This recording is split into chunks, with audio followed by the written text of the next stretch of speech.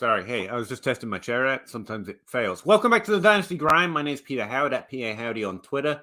What are we doing? We talk about Dynasty for about 3 hours every night on Wednesdays from 9:30 till when we finally get to the last question. We do answer all questions that we can, but we do get to them in the order they show up in the feed. There's no real way to get to the top of the list. We just move down the order they came in. We try to move quickly while also giving a full breadth of our lack of knowledge on the question. So be patient with us. Maybe we hope you enjoy the stream. If you have any questions, comments, thoughts, angry comments about how slow we move, because we move slow, drop them whatever comment box and whatever streaming platform you happen to be listening to. We have Dynasty Dummies Star. Yeah, I'm going that way around because I meant to say his name when I started off with his podcast, so we're doing it this way. Dynasty Dummies Star Zach Reed, at Tacit Assassin 13, and Russ Fisher will be joining us later, he says, but you never know with that guy. And yeah, if you have any questions, drop them in the comment box. We'll be happy to talk. I want to start off today talking about timing before anyone else gets to say anything. This is the time I get to monopolize. Our stream's pretty fun for me. I was just talking about it with Zach, because again, Russ hasn't had the decency to show up on time again. God. Looking back, I spent so much time preening through my my model and looking at player profiles that I find myself making mistakes, forced errors, if you will. And I think it's because I've gotten so involved in this process, and so are you. If you're here now listening to our little stream, you're probably so deep involved in the process at this point that you're well past needing to know about sleepers. And I actually think it has this net negative effect, because looking back on my early years when I got so many lower drafted and underrated hits, that kind of made my bones a little bit, but it was because I wasn't in on point A. I figured it out by the time the draft was around. I was just learning players' names. Whereas now I know their full backstory by the time I know their mother's names by the time the draft is anywhere close. And I feel like some of them were easy to identify because the process is good. It misses. And this came up for me because someone was asking me about the David Bell miss so far. And yeah, definitely fantasy at this point. And I think that was not a forced error. I still like him. I still think he was good. I still think the signal's there. Everything I said before the draft is true now after his first year. That's really what I go for.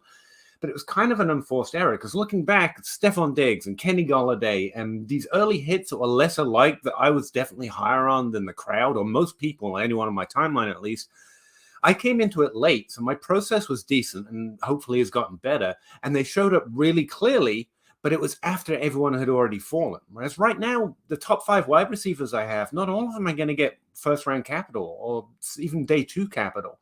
And so it's going to feel like I don't know who's good deeper down in this draft class. Josh Downs could easily fall to the 3rd, 4th, 5th round this year because he's a smaller slot receiver in a small slot receiver class, and he's not exactly the best of them, but he's very good compared to most players who come in at that description.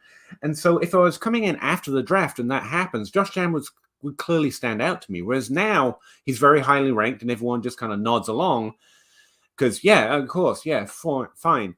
And so the values I'm looking for should already be at the top of my process. It just feels like I'm missing some further down because normally there's some further down, right? When in fact, those are just perennially, I'm going to have misses. I'm going to not notice Donald Mooney or Terry McLaurin.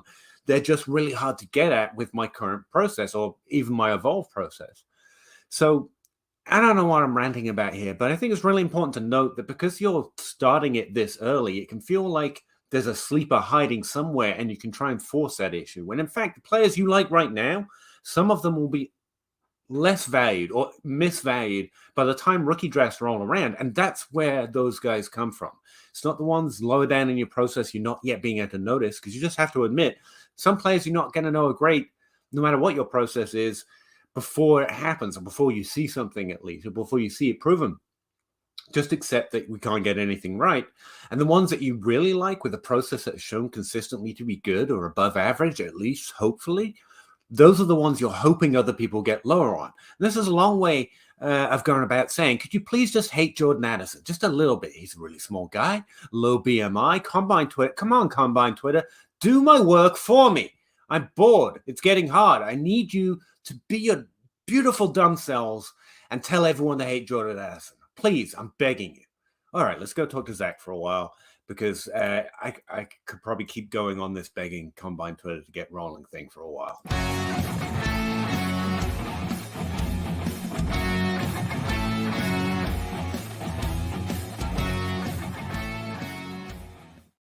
Hey, Zach, what's up? How's it going? I tried to vamp, but there's no way it's just a few minutes that Russ is going to be gone. No. He's going to be gone for a few more than a few minutes. But what's up? What's new with you? Absolutely nothing is new with me, Peter. We're still right in the throes of rookie season. I am done watching the top 5 quarterbacks and 5 of the top tight ends, and we're going to talk about them this week on the Dummy Hootenanny, and then roll into the catch-all show. So if you're watching, if you're listening, if you're in the chat and you want to hear about some maybe under talked about players, feel free to drop me a line at Tacit Assassin 13, because we do the crowd participation portion of the Hootenanny at this point, where it's guys we missed, the catch-all show. So that's what's going on. Yeah. Either you talk about Deuce Vaughn or we riot. I'm just saying. I'll instigate. He's on my list. I crossed him out. It's a big X. I need to hear J. Mike's take on Deuce Vaughn. It's just what I need to hear. It's what I need in my life at this point. And also, he and I are of one mind, which is really weird because he's got different software than I did. He got an upgrade at some point, and I didn't get it.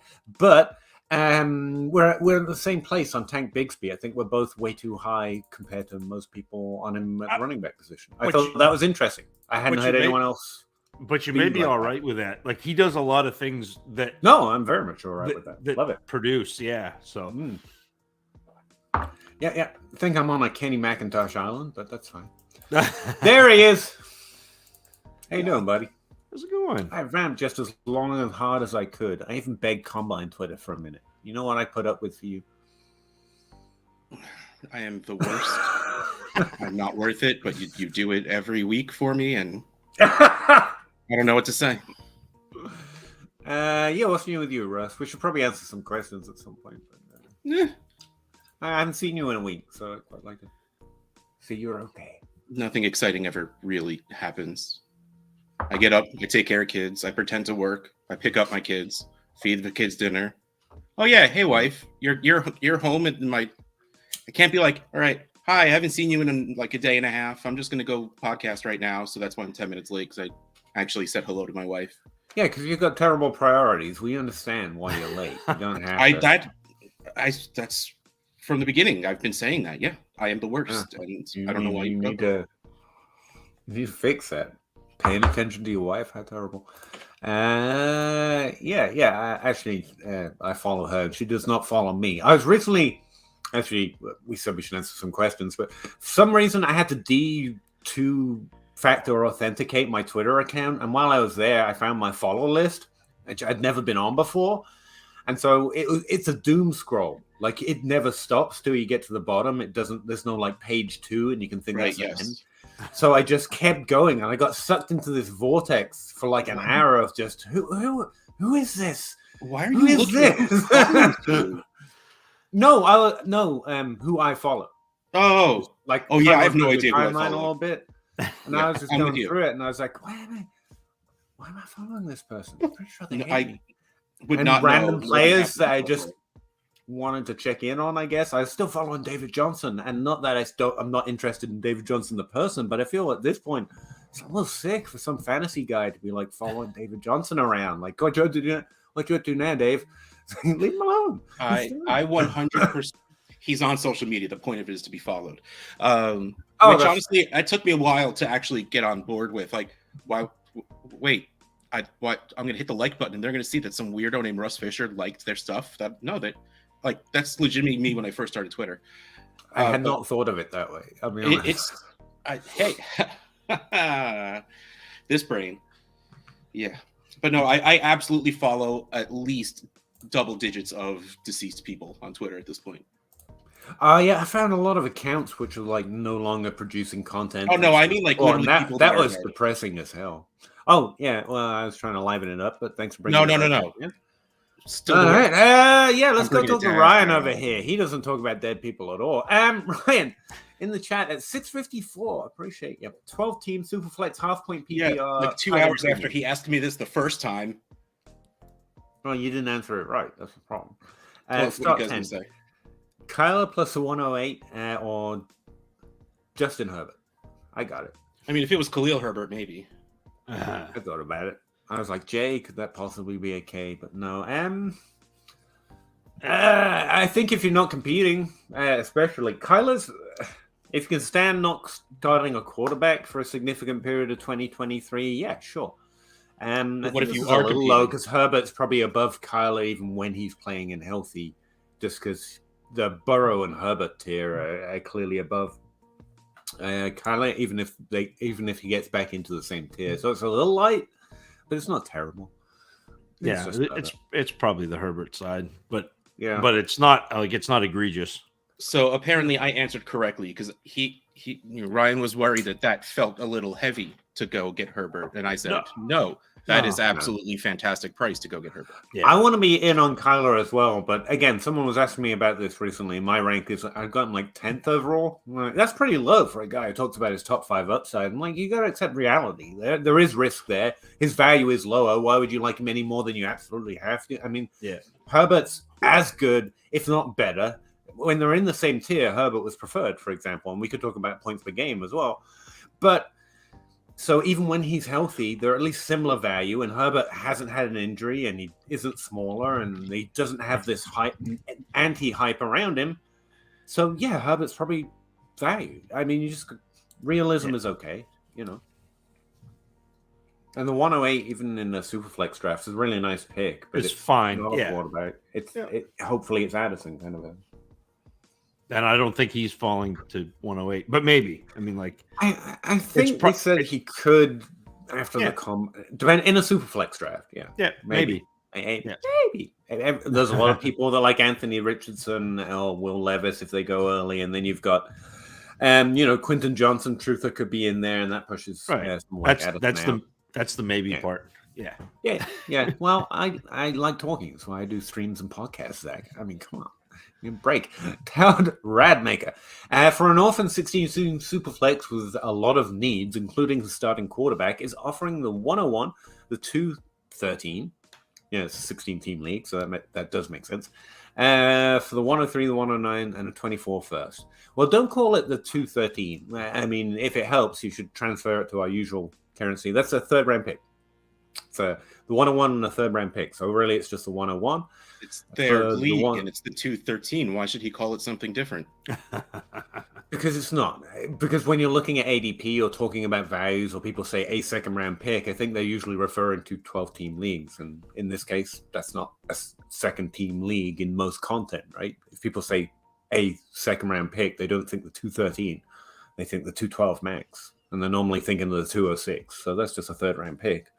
If you're trying to relate it to other content that you hear. Does that not make sense? Are we talking other content? Or are we talking this question? Well, I was talking about Todd trying to make a decision. He's not going to just do what we say. I was trying to help him out, trying to make a decision. He's asking us theme of the give him an answer, and he does it. That's what you do when you ask. That's not the way I see it. To the experts. No, I try to make content to help other people find ways of making good decisions for themselves, rather than me doing what I say. So, Todd, I prefer how good Zach was moving that along. I prefer the first trade to your second trade, which is the next one down, which says for the same 16 team, 101 and 213 for 106, a 24 first, and Trey Lance, because I think you assume a lot more risk with Trey Lance than you do with the 103. I think. Which side is Todd's? I assume Todd's is the 101. And the 213 needs, including starting quarterback, is offering. He's sending away the 101. That's what I'm saying. For 103, 109, and a 24 first, or the 106. Oh, I'd take the 103. That's what I said. I would rather have the 103, 109, and a 24. This still, it's not the. This is. It's weird because you're not as good as Bijan Robinson is, and Peter. This goes back to absolutely 16-team league, yeah.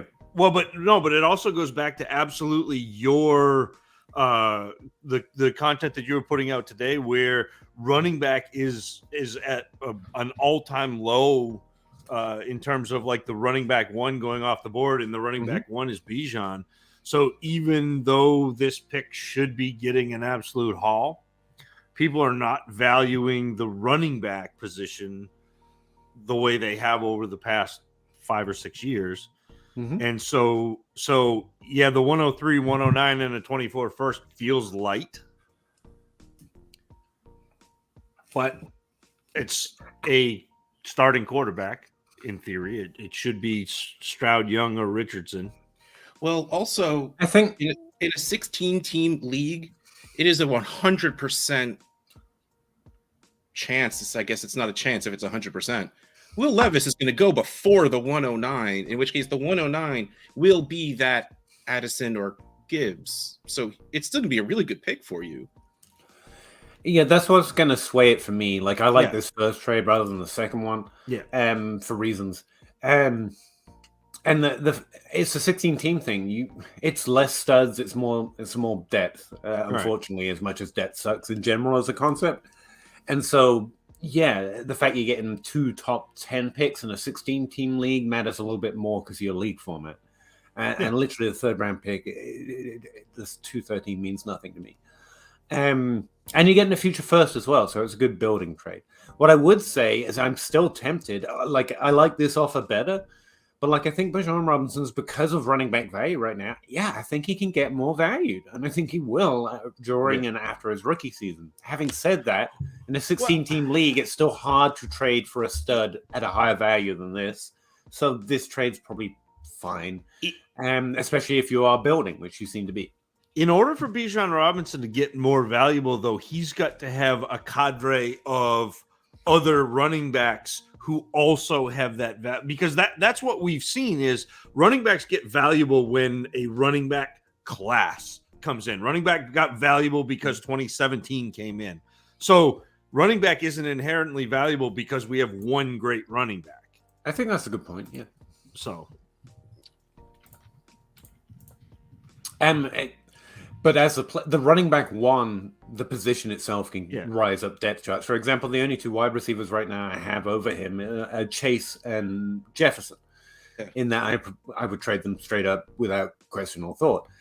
I think he can get into that value tier during the season, which is an increase, if you know what I mean. But don't want to confuse matters here, Todd. Yeah, this trade's good, especially if your team's more building. Like, do you think not building, but more building than it is competing? If Bijan comes in and puts up a top 5 producing season, he'll be equal. I feel like chances are he'll jump ahead of JJ. He could even, But it's got to be something for him to get ahead of some of those quarterbacks. Yeah. People love running backs. So I won't do it. No, people love the flavor of the month. Have you seen Peter's tweet about the shift? So like, I have him blocked. Why would I? No. So have you seen my tweets? I go out of my way. They soul fantasy. No, it's it's pretty good. But after 2014, wide receiver was it, and had the top spots, and then all of a sudden 2017 came in, and we were like, it is. I always go back to the fantasy, and especially Dynasty. The community is in Hook, the Lost Boys, where they're trying to determine whether Peter is the guy or Rufio is the guy, and they're just going back and forth. And that's what we do is whatever the next big that's thing a really is. good way of interpreting what's going on there, actually. As a whole, yes, but I think no matter how low we are on the position as a whole, there's going to be 1 or 2 running backs, regardless of how good they really are, that people will say, I want that running back one. I want that workhorse. And they'll shove their way into earlier in the first than they should. Maybe. But I completely agree. And I love it when people shift towards running it back because that gets me more wide receivers. But yeah, I think he has a chance at pushing up his value a bit, but there really isn't that much to go anyway. Peter, go to Randy. We got 2 questions in 25 minutes. I can't help it if Russ can't spit out a simple answer without challenging my entire content platform. Whatever. Randy, 14-team Superflex PPR sent Elijah Moore the 307 for Zeke the 207 and the 311, which are third round picks. Thought I crushed it. Then 2 days later, the Browns get more. Sorry. Still like the trade. Don't love it though. Yeah, I don't hate this move for Elijah Moore. I don't like this move for Elijah Moore. I think it's fine. I tend to think player better than the situation anyway. He has pass to opportunity in both. There's still risk, but I don't think it's any greater or less. If anything, it's a little better because the team's gone out and gotten him, which is probably a more positive indication. But it is the Browns. So, yeah, I think you're fine. I think this trade's still good. Zeke's all points. Elijah Moore's all potential value. So it makes sense to me. Yes. Well, but he got Zeke, right?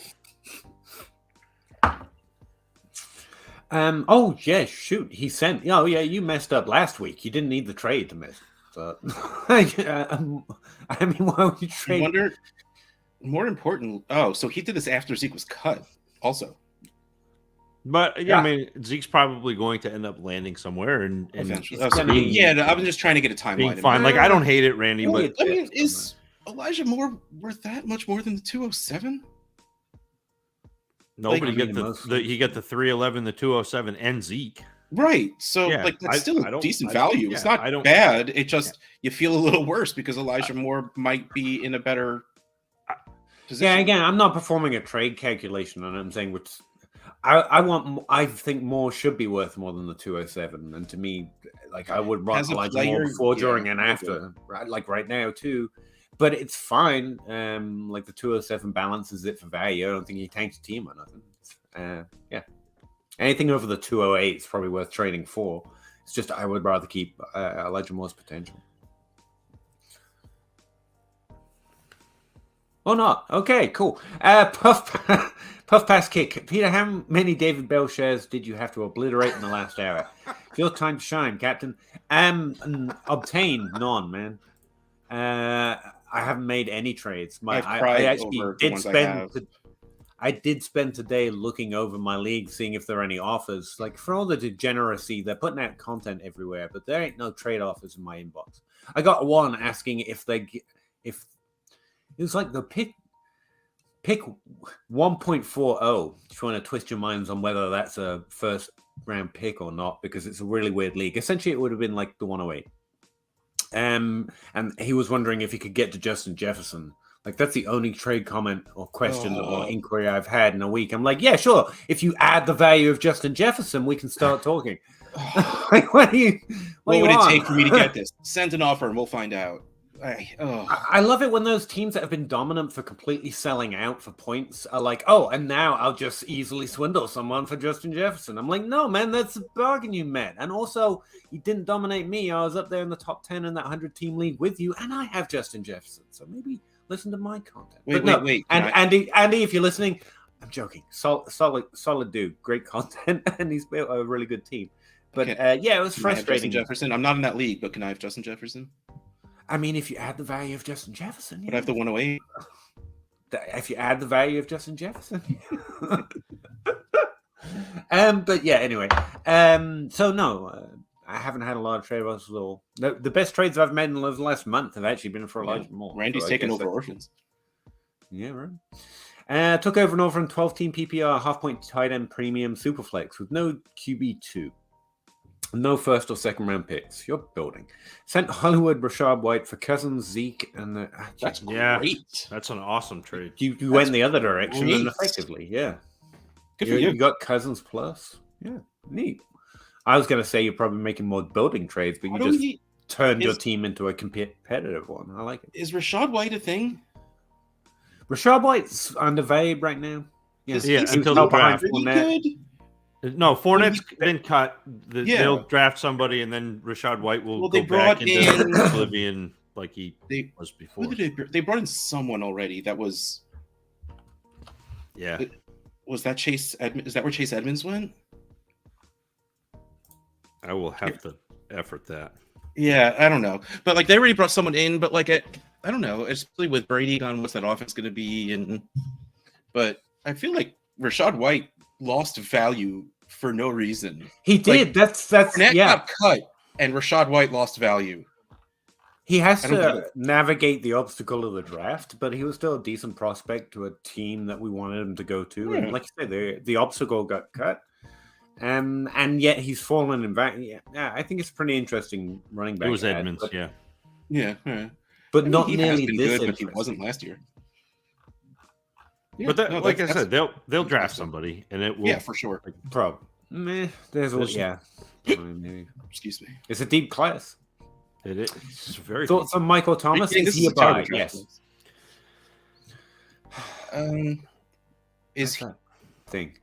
How much would you pay for him? All right, you're out of timeout. Stop sulking. is he technically still on the Saints? Yeah, Yeah. I think he reworked his contract. Did he? Michael Thomas, yeah, like Cooper Cup's a value right now. Michael Thomas is proven but older wide receiver. Cup's obviously more valued, should be more valued, but Michael Thomas, yeah, I mean, he's probably still good, and people just want to forget him. People get, like you said about the flavor of the month, people get awful bored of players haven't been great recently. If you know what I mean? It's like there's always value in that in Dynasty. It's like, I mean, everyone's all ready to move on to the next thing. It's like we begged for these guys. We begged for get them on our team, and now like I'm bored. Michael Thomas has been around forever. I want him to be bad now. I'm like, hey, it's probably not. What do you want? I would probably give a mid-second and feel okay with it. Like I feel like you're gonna hit that 206, 207. It's just like, all right, I could take a ridiculous dart throw and maybe get a wide receiver 3 out of it. Or I can get this guy that will be a wide receiver 3 at worst, assuming he actually gets on the field. It's very consistent. Rankers versus ADP do that consistently. It's just they're very deep on guys who have done good before that everyone else wants to move on, and they're just willing to draft them 20 spots higher or so. Not a lot. Not going to boost them into the top 100 picks, but 20 spots higher, and you rack up all these great players, or at least hit on a couple. And Michael Thomas is in that category. Just like him as a mid-second, and that's good, I think. Zach, sorry I'm interrupting. What are you going to say? No, it's he got basically a 1 year up to $10 million. I think it's 6.25 million, but could go up to 10. Still really And then they basically have to cut him before the league year starts in 2024, or they owe him a lot more money. So it's a 1 year prove it. Like, let's see. And man, that'll like Derek Carr is such an interesting quarterback because he throws to his pre-snap read more than anybody in the league, whether he's open or not. and Michael Thomas running slants is a real nice pre-snap read. Yeah, it worries me for Olave a little bit. Yeah, That Michael Thomas is still there. Yeah, I think a lot of 2022 wide receivers are going to disappoint, to be honest, and Olave is probably top of the list. But that's a separate subject. What I was going to say is Derek Carr's interesting. He's one of the most disappointing quarterbacks to have supported 2 top 24 wide receivers twice. Like that's a really good list to be on. And then there's Derek Carr. There's like Aaron Rodgers and Peyton Manning, and then Derek Carr. It's really weird. Must be accurate while he's doing it, I guess. That's why I was going to agree who is an interesting. Okay, moving on. Randy Wyatt, then sent Saquon, and we're continuing on from this one. After getting Cousins. Where he got Cousins. Yeah, he's building a killer here. Traded Saquon and Mostert for the 107, 206, and 207. So he went back the other direction. Okay. I think that's a little light for Saquon. I'd probably want more than that for Saquon. See, I get it because... Especially since you just made that trade to make your team more competitive, and now you're getting rid of Saquon. I'm like, I don't know about that. Yeah, but I mean, I get wanting to work yourself towards a middle when you first take over a team, and usually that means getting rid of your running backs, and then you like, I got Saquon, I could move him. Probably sent a couple offers out, and then wasn't getting interest, and then someone offered the 107, and he's like, well, that's the best I'm getting, and I'm just going to take it. Yeah. It's light, but you're like, if you walk away with Gibbs, I guess you don't feel terrible. I mean, I think he's just trying to meet the needs of the orphan, right? He's identified there's no quarterback 2. He went out and got one. It's got no pick, so went out and got him. I get it, but you're kind of building towards a starting point when I think you could have rolled up one direction or the other. You could have gone above a mid. But yeah, Russ said it best. Yeah. I don't think you're getting Gibbs at 107, though. Again, like looking at this class, I think you're looking at Bijan. I think you're looking at 3 quarterbacks, and then you're looking at, so now you're at 105. Then you're looking at Gibbs and JSN, 105, 106. And Wait. then, three quarterbacks, one running back, a running back, a wide receiver. So now you're at 107. This is 12 teams, so there's really much less of a guarantee that Levis will go early. I think Levis. I don't think Levis should go in the top. I think Levis should go after JSN and Gibbs. I agree, but it's all about who pushes up because he's an early drafted quarterback. That doesn't matter to me. Having watched Levis, there's no way I take Levis over, even if he goes if Carolina traded up to get Levis at 101, I'm still not taking Levis over Gibbs and JSN. I'm not. That would be embarrassing, by the way. Yeah, I mean, if Carolina did that, I wouldn't surprise me if they went up to get Richardson, which is also a little embarrassing, but interesting anyway. At least that is exciting. Yeah. There's nothing exciting right now about trading all that to go up for Levis. Yeah, but it's still wrong. Yeah, I'm going to stand by. You should take your shot if you think Richardson has that upside or Levis is going to be a solid quarterback. I get it. But there's no way I'm taking a mystery quarterback outside of the top 2. There's no way I'm taking quarterback over my top 4 skill position players. They're just too good, in my opinion. Addison, JSA, Gibbs, and Bijan Robinson come off the ball before anyone outside of Stroud and Young for me. I'd still take Richardson. I know, and solid. I think that's smart too. It's just I have nothing to help tell me if that's good or. I like to profile the player, but you're right. The upside's set. Yeah. And I love it because I still feel, assuming he gets drafted as early as he should, then you got to put him up there because it's Trey Lance. It's exactly what it is. No, not he. The situation. Yeah, the guy who's athletic, who we don't really know what he is as a passer. We don't know.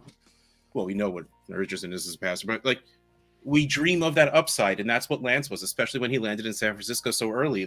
We dreamed of the upside of him in that offense. If Richardson goes to Indianapolis right now, who traded for Jalen Hurts as offensive coordinator, that's going to get a lot of people excited about it. So I think that's the chance. I think if that happens, without a question, he's going to be in that range of those 3 quarterbacks. Probably sometimes the 102. Who? Richardson? Yes. I'm not saying it's right. I'm saying it's what will happen. If you think it, you should take him 101. I mean, screw it. He's got more upside than Bijan Robinson if he hits, technically, in a Superflex. Well, but he's also got more risk, Peter. It's a cost-benefit analysis. I'm saying if you're... Yeah, that's what I'm saying. If your cost-benefit analysis pushes you to Richardson can do that, then if that's where your process takes you, you should be willing to, not that you have to. Because there's definitely people Matt Price and Jake more reverse. Love those rushing quarterbacks and just put that above anything else. And when it pays off, it's magnificent. They'll put people at the 102. They'll put Richardson at the 102. Oh, Derpson, you're a koala. That's adorable. That's not derpy. 10-team 2 QB. What tier of quarterbacks would Goff, Stafford, plus the 104 and the 106 get? All of that? One or the other. Goff or Stafford, I think he's saying. You're not going to get the top 3, but I'd start at 4. Yeah. You'll probably get rejected a lot, but it's worth that's where you could start. Start at that Burrow Herbert, see what happens. Yeah, especially Herbert coming off the bad year. He was QB6 with no one to throw to. 23 points a game. Yeah. That's what I said to Ryan when he's Herbert, and he's not a rushing quarterback. I'm like, dude, you don't know.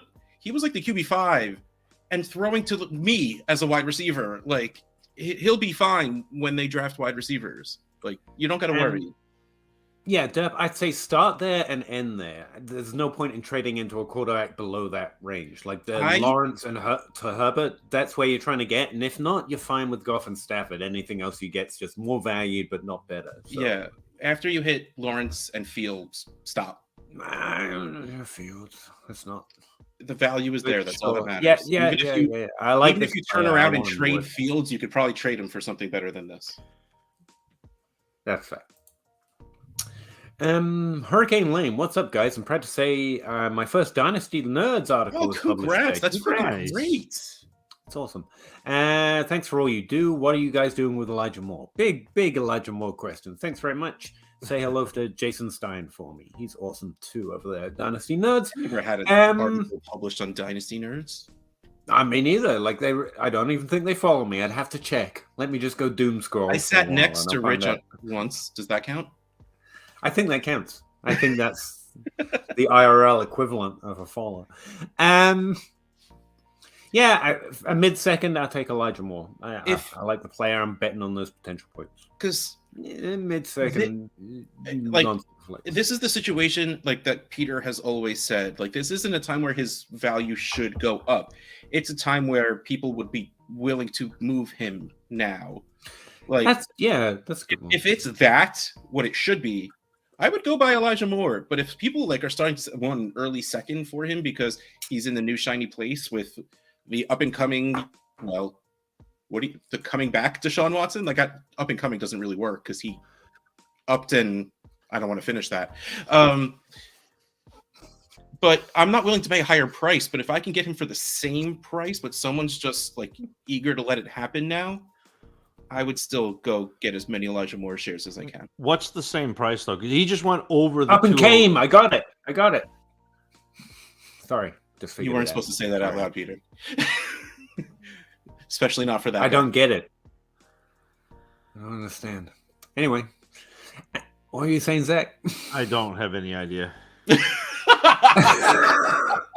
He went over what? Oh, in our draft? Hey man, it's your mind. If you take it someplace that it's not meant to go, that's not on me. I forgot what I was going to say there too. I think that's a really interesting point. Like everyone says hold, and I'm going to buy this value, and very few people think they have the stamina to suffer through a hold, like Elijah Moore or a tight end drafted in the first round in fantasy rookie drafts.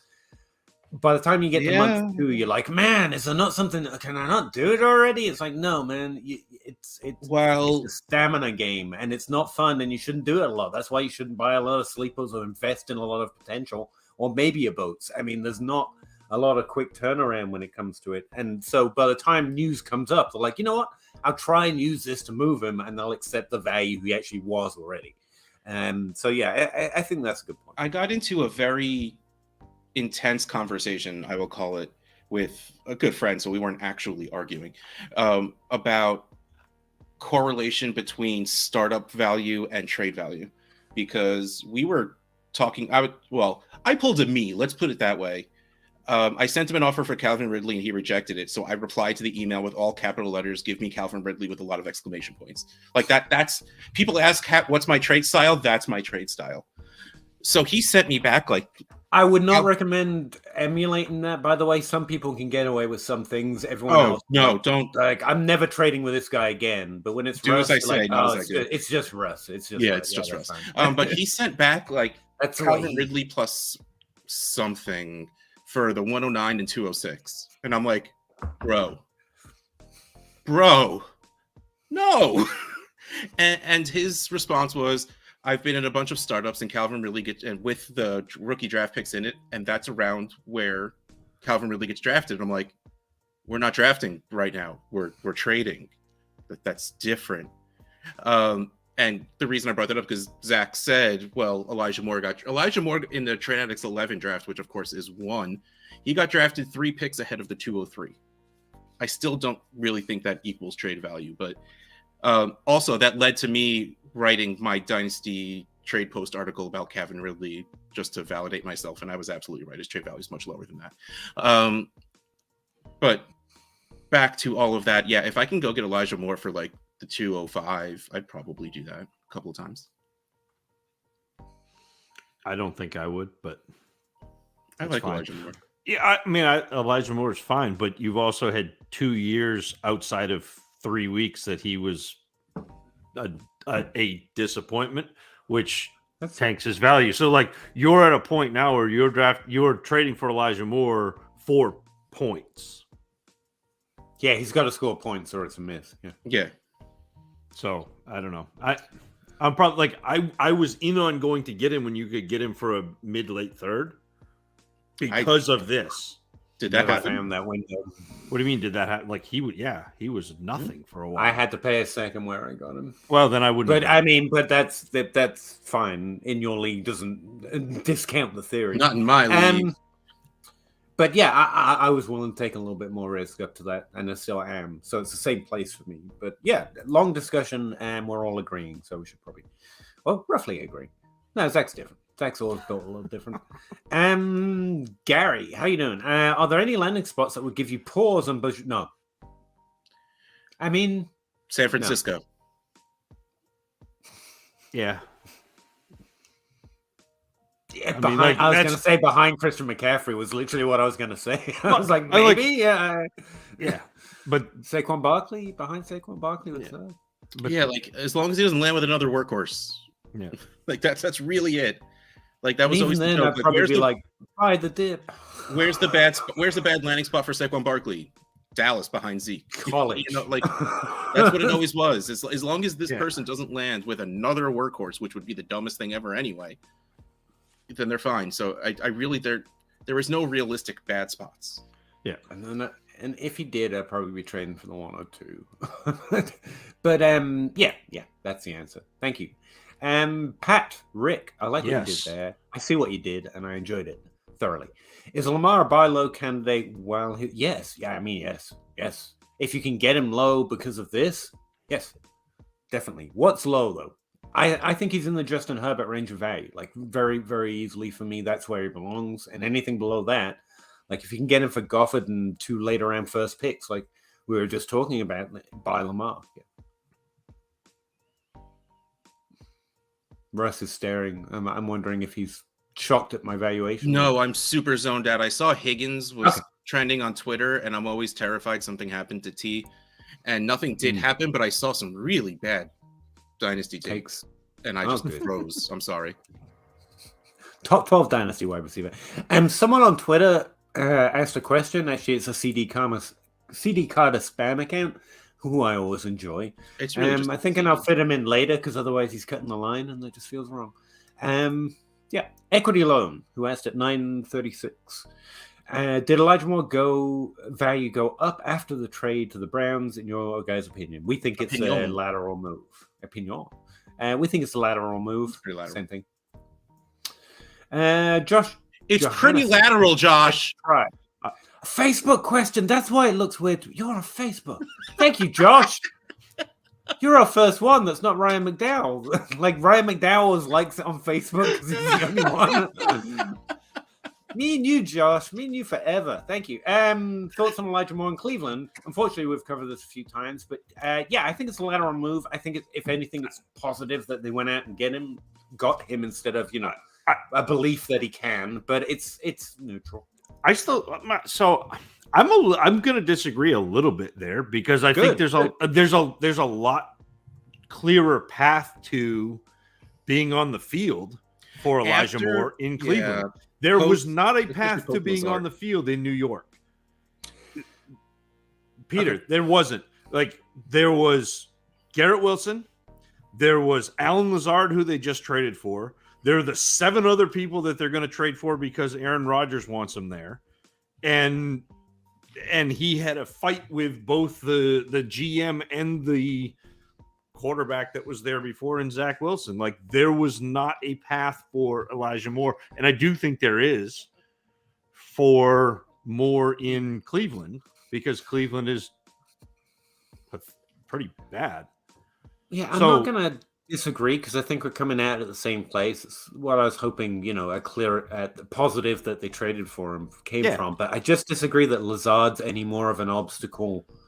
Like, I agree Wilson, but I don't think Lazard's any more of an obstacle than another. It's a positive that Cleveland traded for Moore, but it's not a positive that the Jets went and got Lazard.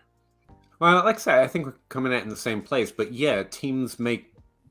I mean, Green Bay's been betting on Lazard a few different times. Like, I'm also inserting my expectation that they can do it. And I think Jets are Lazard's betting on a decent Lazard. player, but Jets betting on that brings Aaron Rodgers. Yeah. but yeah, I think Elijah Moore is better than that. But yeah, anyway, yeah, it's same.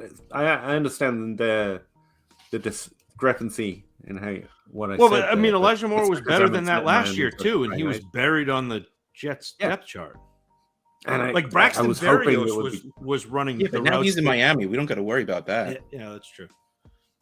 I mean, I can believe players can overcome situations with talent, or I can't. I can't mix and match it. So I was just. I mean, I've been doing the same thing with Juju. Again, I think he's pretty good. But Juju has I can been be good. wrong. Yeah, had bad stretches and a bad time, and I got told over and over again, well, look at this guy they just traded for, and this guy on the depth chart. And I'm just saying, yes, you're right. I'm definitely not a genius. I'm not a better talent evaluation. I just think this, and so that's what I'm running with. It's consistent. It's what I'm doing. And I have my misses. I can't even say that. Dr. Finger Popping is Okonkwo. That's how you say it, right? Okonkwo. Sorry. Yeah. Going to be a guy now with Hooper heading to Vegas. He's always been a guy. At the end. Guy. He's always been a guy. Yeah, exactly. Yeah. He was at the end of the season anyway. He's a tight end who is not Travis Kelce, Pitts, Andrews, Kittle. And he's not even Goddard, Hawk. Right. Yeah, he's one of those lower level guys that is part of your streaming core. As a rule, I mean, it's fine to take deep shots. Like a Okonkwo can't be worth more than a third for a random example, right? So it's not bad, but I think you can get by an Austin Hooper, or you can buy an Evan Ingram, or trade for these guys, and the upside's more certain, even if that's not that much upside. And there's less risk in buying a maybe. Holy cow! I think Goddard's probably one of the mispriced of the position. What? No, I was just scrolling for tight end tweets, and I just saw one from Foster Moreau that said, through a somewhat miraculous process, this free agency period has been life-changing for me. The Saints medical team, during a routine physical, found out that he has Hodgkin's lymphoma. Wow. That's not the first time I've heard that story. Yeah. That's cancer, right? Yes. Yeah. Okay, I will absolutely outlier this. Mario Lemieux played through it. Yeah. That's not. I think that should probably be fairly low down on his list of decisions to make. To be honest, now, but yeah, it is one of the more curable. Yes. Yeah, but it's still not good. not great. It is not great. Wow. That's good luck to him. Seriously, that's. Foster Moreau's done stuff for us, and even if he hadn't, I should be wishing him the best. I'm so glad they found it. That's all I could think to say. Sorry, I didn't mean to derail thing. I was just happened to be. No, that's shout out to the Saints medical team. Good job. Yeah. I mean, god dang. FF Spaceman gives us a hat tip. Plagiarist. Appreciate it. Equity loan. Looking forward to your guys' tight end evaluation this year. I'm just starting. I think Zach's pretty far along or further along in it. I have watched 5 guys. At Dynasty Dummies Hootenannies. Coming out in the tight end position very soon. I recommend it. I'll be listening to it as long as I've got deep enough into my evaluation. I like to have some idea before I come out of my burrow, as J. Mike Check put it on one of the most recent episodes. I do try and shield a little bit because I'm very easily led by other people. It's just, I really am. I'm like, you think good things? I want to think good things. Or the opposite. Bryce.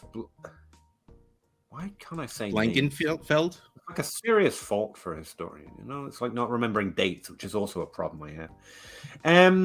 Is it time to bring up the Bateman versus Elijah Moore? And Bateman over Elijah Moore. It's between the two, I think I've always been higher on the Bateman side. I think especially right now. But like Zach says, Elijah Moore in Cleveland's it's at least not negative. Yeah. It's at least not. Sorry, that's just a wonderful phrase. I'm not good at finding middle grounds. But yeah, guys, any debate between the two? Would you seriously consider them even, or I think Bateman fairly easily. The Bateman values and purely market losing its head in force. With Elijah Moore, there are serious concerns there. Like, I don't know why. I'd like to just blame it on the quarterback and the staff, but honestly, my belief is he should have, like, that shouldn't happen if he's good. So I have questions myself, but I think it was just the situation and the coaching staff and the quarterback being a dick. But what do I know? Pardon me. It shouldn't happen if he's elite, yeah. But I don't think he was ever elite. Like, that's the thing. Is, like, he's kind of beholden to. I think he kind of had elite profile, but not. He had three games. Yeah. He was fine in the NFL. I'm still defaulting to his college profile. Oh, no, Peter, no. yes. Whereas Bateman got hurt, and literally the exact value cycle we saw coming after the middle of his first year has happened. Like, I mean, we could still be proven wrong because confirmation bias is a thing, but like Bateman has never done bad. There's never been a question. It's just people thinking they're smarter than they are. That he'll definitely do top 12 now. It's like, no, passing offense won't do that. Then it doesn't. Then he gets hurt, and everyone's like, oh, we were wrong. It's like, no, you just had wildly stupid, misled expectations. I can't. I like fired up, Peter. I try not to. I try not with the insults, but it was a really silly expectation for Elijah Moore not to be a top 12 wide receiver. And honestly, through the first 3 weeks, because of efficiency, because again, the volume didn't do what it shouldn't have done because that was a weird expectation, he was actually pretty close because he was doing well. And then he got hurt. And like, it's the entirely... Elijah Moore, serious problems happen. We can't really explain it. Bateman got hurt. Different. If the value is equal, then it's Bateman all day. That's my 2 cents, 4 cents. One set of 2 cents for each player. Joe McCarter, 12-team Superflex. When did we decide I should be the host? Come on. 12-team Superflex, 3 wide receiver. Give the 107, the 109, the 207, the 211, and Javonte Williams get Chase. Yes. Get Chase. Yes. Oh my. Yes. Nice work, Joe. Yeah. Yeah. If you can trade for Jamar Chase, you should probably do that. And this is actually a banger. Like, that's winning. Yeah. I don't think I've ever said banger before, and it felt unnatural, and I want to apologize. That's how bad. It felt weird. I'm gonna say, yeah. I don't think I should have gone for that. But do we need to put mash with it, and then you're okay because you're colloquial? Honestly, that would still feel weird. The banger and mash. I don't think that even worked. Like, I don't know if I've ever really heard Peter use anything like we Americans consider English colloquialisms. I was thinking about this the other day. I was watching Jimmy Carr highlights. It came on autoplay on YouTube when I was doing stuff, and he said two timing, and it was only then that I realized that's an Englishism. Like, two timings when you cheat on someone with someone else. Oh yeah, but no, that was like 1940s. And it's very easy to figure. That was like 1940s America. No, but that's the thing. It's like a very common English, like we teenagers say. I said it all the time growing up, and I just hadn't heard it. Like, I don't know English colloquialisms because I'm not surrounded by them. That's how little attention I pay. Like, I only know the stereotyped English colloquialisms. Sorry, this is an aside. But it was weird. I was like, I remember that term. That sounds so wrong. I haven't heard that in years. Anyway, where are we? BDAGs, 12 teams for flex. Tight end premium, start 10. Have teams interested in Sanders? Sell. Kittle? Hold. What would you value those two wide receivers at in a trade? Kittle, because he's a tight end. It's a difficult valuation, but it's like a low first round pick. For Kittle, just Kittle. I think he's got that upside. I like Kittle a lot. But you have to be in the right team situation because he's a tight end and slightly older. I've seen a whole bunch of people taking Hawkinson over Kittle. In fact, in the February ADP for DLF, Kittle is the tight end 6. I thought he was 4, actually. Oh, he is 6. 6? Yeah, it's really high. It's why Goddard's low. To be frank, it's because people prefer Hawkinson, and there's no real reason to. Zach has shown me the light on Kittle. Yeah. Kittle should be or more or less he pointed out that I was dumb is really what it was. No, but because I absolutely he does that, doesn't he? He's always doing the same thing to me. It feels bad. We get stuck in the what have you done for me lately? What Yes. happened this season? And we look and like, yeah, he missed this many games and he did crap for these games. And then you're like, oh, right. But he played through an ankle injury and had to block because half their offensive lineman was hurt. But once they came back and he was healthy, he started scoring like a top 3 tight end again. Yeah. Oh, well, shit. Tight end 4. Yeah. And so that's to me, Kittle is not the guy I would trade. Sanders, I would trade. I would trade Sanders for about the same value, would you say, though? That late first would be. I don't think you're getting a late first for Sanders. Okay. I was hoping with the trade. Maybe. Yesterday we recorded Dynasty last Wall season. Street, and I was going to bring Miles Sanders to the party because I love him in Carolina. Mm-hmm. So I go to do my research, is a very strong word. I go to look up what his value was in the Dynasty trade calculator. He was worth 110. I'm like, this ruins my conversation because no one is going to be close to taking Sanders near the 110. No. Hey, that's about what I said. That's awesome. But that's so wrong, Peter. So exactly, I know. Yeah, that's very wrong. So like that's a problem. I would trade him way. But like put both of them together, and you should be able to get 107. I mean, he had a great season last year. He got a trade, which people can get And he hyped went up on. to a team that was so bad, yet Deonta Foreman and Chuba Hubbard were running for 200 yards a game each. Yeah. So like I think Sanders can be very good. I think Sanders should be fine, but I would sell it if you know what I mean. Like I don't. Well, but again, like you would sell it, but I don't think you're getting what you would want to sell. Like if I get an early second for Sanders, I'm happy. I'm probably not because I feel like Sanders is going to give me production like what an early second is. Oh well, I mean my assumption. Okay, that's fair. I was assuming by selling 2 people that are older than like 25 that you're rebuilding. Yeah, and if you're rebuilding, that's fine. Yeah, but your chances of hitting know on why an early second. I'd rather pair my second with Sanders and try to move up, or put something with Sanders. Like I feel like that's why I said both of them together. Yeah, I don't want to sell Kittle either. I know, but they're talking that they want to, so I'm helping them if they want to. I appreciate that. I answer the question in front of us. You answer the smart way. But that's how I try to approach.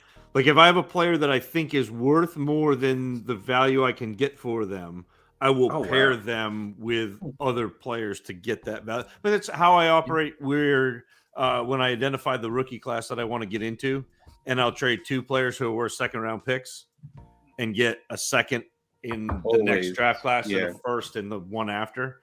So anyway, sorry, B-Dogs.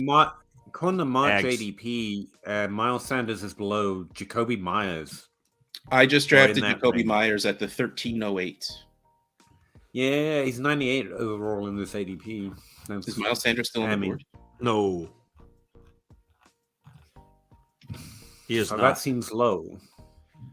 Speaking as a guy who needs running backs, he is not.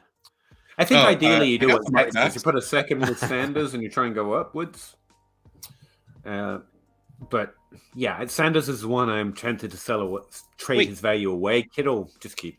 You have Derrick Henry, Aaron Jones, and Isaiah Pacheco. Like I said, I need running backs. Fair enough. Randy Wyatt, can we get a preview of the Anthony Richardson? No. Sorry, Randy. I tried. Mitchell Wood, what's a proper price to pay for a light?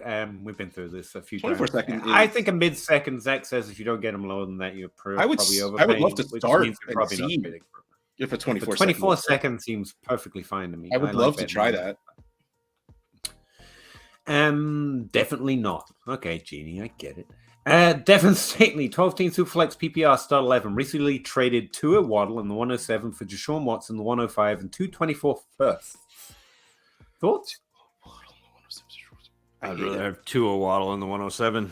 I was.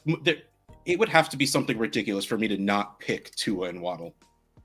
Yeah. So I think Waddle's worth more than the 224 firsts. Yeah. The 107 and the 105 are similar enough, and Superflex, I'd rather have Tua than Watson, although That's it's a not little- like a honestly, huge. their value isn't super far apart. I mean, like, this. I mean, But I think to me, it's giving up Waddle. I guess like Deshaun Watson is technically young enough to the point where if you're rebuilding, it's fine to go chew him. But unless you have like nothing on your team besides Tua and Waddle, you build around Tua and Waddle. Like, I don't know. I don't. It's not a bad I mean, you're getting 3 firsts, but I understand it. Cross You off consider Deshaun and Tua to be the same thing. Yeah, like no one's trading. But you're adding a Waddle first. for No, I think it's 24 just Tua and Waddle side. It's 2 firsts for Waddle essentially, and also Don't get me this wrong. taste of The 105 I and kind of like 224 Tua better than firsts is Deshaun. I Tua also just passing to don't Tyreek and Waddle versus Deshaun passing to Elijah Mitchell and who else? I just Elijah Moore, It's a Donovan Waddle Peoples side. Jones. Yeah, Donovan Peoples-Jones, 5-star recruit. I didn't laugh. Okay, I think we made the point. Logan, which, if any, running backs would you pursue with Darnell Mooney and a late second? I don't pursue a lot of running backs. So the list of running backs I pursue Derrick a lot Henry, cheaper than Aaron that, Jones, or a Isaiah lot more than Pacheco. that. Chubb? You're Is not that too getting high? near that. No. It's Like- too high. Like If you, I'm doing you, that, you send Add that a for first. you send that for Miles Sanders. Yeah. Darnell Mooney and Sanders feel even, but No. No, Sanders ahead of Mooney. Mooney, that wasn't the No. case before DJ Moore went over to Chicago. Like, no, Mooney tanked when he got hurt. Like he is non-existent because by the time Fields was in there and playing his own style, he was starting to gel with Mooney, and then Mooney got hurt. So we never got to see full active Fields with Mooney. So it's out of people's minds. I mean, it might not be where it should be, which means I just So Mooney can come back and trade be him. a good wide receiver too for his team, but his value won't. And volume wise, it's gonna be difficult. I kind of hope they throw more than like the 15, 20 times a Well, game. I think they will, but if they do, volume wise with DJ Moore there, like it's gonna be tough to carve out a role. Yeah, I think. a good role. Like he'll be a wide receiver 3 for fantasy probably. Damian Pierce. Everyone hates him there, right? Well, they also just brought in crap. Ramondre Ronald Stevenson. Jones. Was that really who they brought in? Yeah. Never mind, he's fine. I thought they brought in someone real. Damian Pierce is just a good workload opportunity that no one really wants to trade for. It's ATP's been low all last season. Stevenson, if the guy's buying into the New England running back idea, I would he could go to that league. absolutely be thrilled to get Ramondre Stevenson for. Yeah, I don't think you're getting it for that, but Even if think I'm that's a not little high on high. Stevenson, that's great. And I think my answer would be I'd rather add more and go get Swift or someone higher that I like. I mean, more. I think everyone in that value range kind of. I don't want it. Rashad White is actually in the same range as Damian Pierce, just to illustrate it. That has a little bit more upside than Pierce, so I would prefer that, but that's not something I feel the need to do. That's kind of what I find. If I'm the person asking this question because I like looking at my lineup and in March, I don't feel good with Rashad White as my running back too. So I don't think that really works. Aaron Jones might be a nice compromise. I would love to get Aaron Jones. There you go. I think that's possible as well. And Rodgers probably moving. There's a good chance. There you go. And can you do a breakdown of Marvin Minn's profile? Again, listen to the Dynasty Hootenanny. You'll get 3 great ones. I haven't made content on him specifically yet, but I'm going to. So I can do a quick one. But Zach is, I think, you're the one who pointed him out to me. So do you want to rehash some of the things you said? Yeah, I Or can. just make him go listen to the podcast. You don't have to. You can just say listen to them. I mean, you all 3 broke it down really well. He's already started, and we're interrupting him.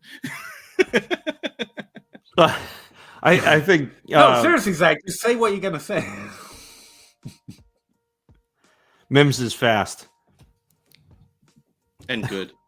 Yeah, no, I think Mims has exceptional speed, like both in route and once he's made the catch. And I said this before the combine, but I thought Mims was going to be what people thought Jalen Hyatt was. And it turned out he ran a really quick 40 faster than Hyatt. He's got the ability to take the top off defenses, is a really good deep ball tracker. I think he's actually really in tune as a blocker, which is weird to say for a smaller guy. He's like 5'11", like 177.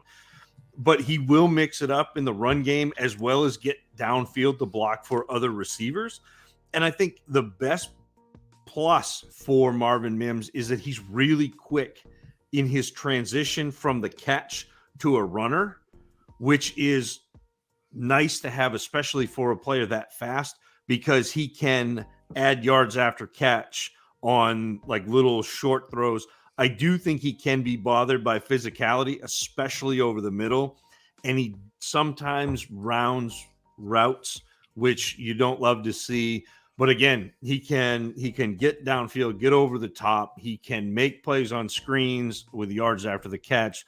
So he is not necessarily a profile that I love because those field stretchers are hit or miss.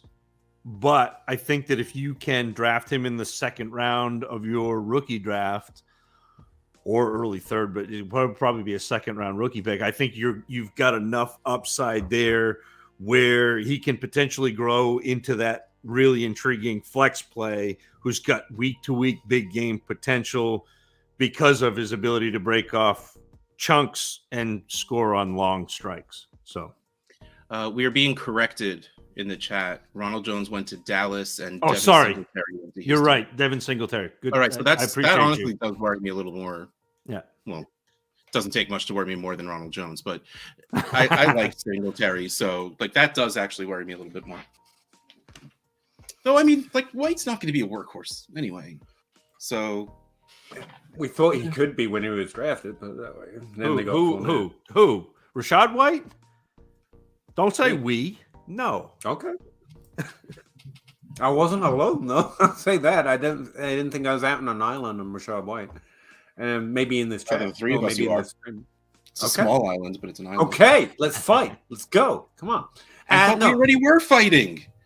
I'm just trying to do my Marvin Mims profile, man. Yeah, it's what Zach said. He's a field stretcher. He averages 3 years, and every year he gets an ADOT over 16, which is kind of phenomenal. If anything, he's a little more entrenched into the field stretcher role than Hyatt, but he was also catching the ball a slightly above average rate, even though his ADOT didn't move around a lot. He was catching it 15% above the average for players with that kind of ADOT, which is really impressive. Ultimately, it didn't look like he co-opted the volume you need. For just a random example, he averages like a 15% target share, and that's over 3 years of having a field stretcher. But he looks like a better version, if not a similar version to Jalen Hyatt, and if nothing else, he's a little thicker. So if you like BMIs and combine stuff, like Zach said, apparently his 40 time was faster too. I think he's pretty good. He could easily fill a role in the NFL. I don't think he has the kind of thing we're looking for in fantasy, but if it's undervalued, then it's exactly what you're looking for, because the minute he does something, his value is going to change and people are going to get excited. And so I like him. I was actually surprised. He was pointed out to me by Zach, but my model put him in that fine, did good college producer range. Digging into him based on where he was playing, he's very good at it. Yeah. So similar, if not exact same. I just transcribe what Zach says, but put it in more nerdy terms. Honestly, that's my process. Just throw in a few numbers. People don't know the difference. Equity loan. Herbert has a great new throw. Happy OC too. I can translate that one. It's not like they were. Look, Lombardi was the throwing guy too. Like that. That's not. I love Kellen Moore. Don't get me wrong. Like I liked him as an OC.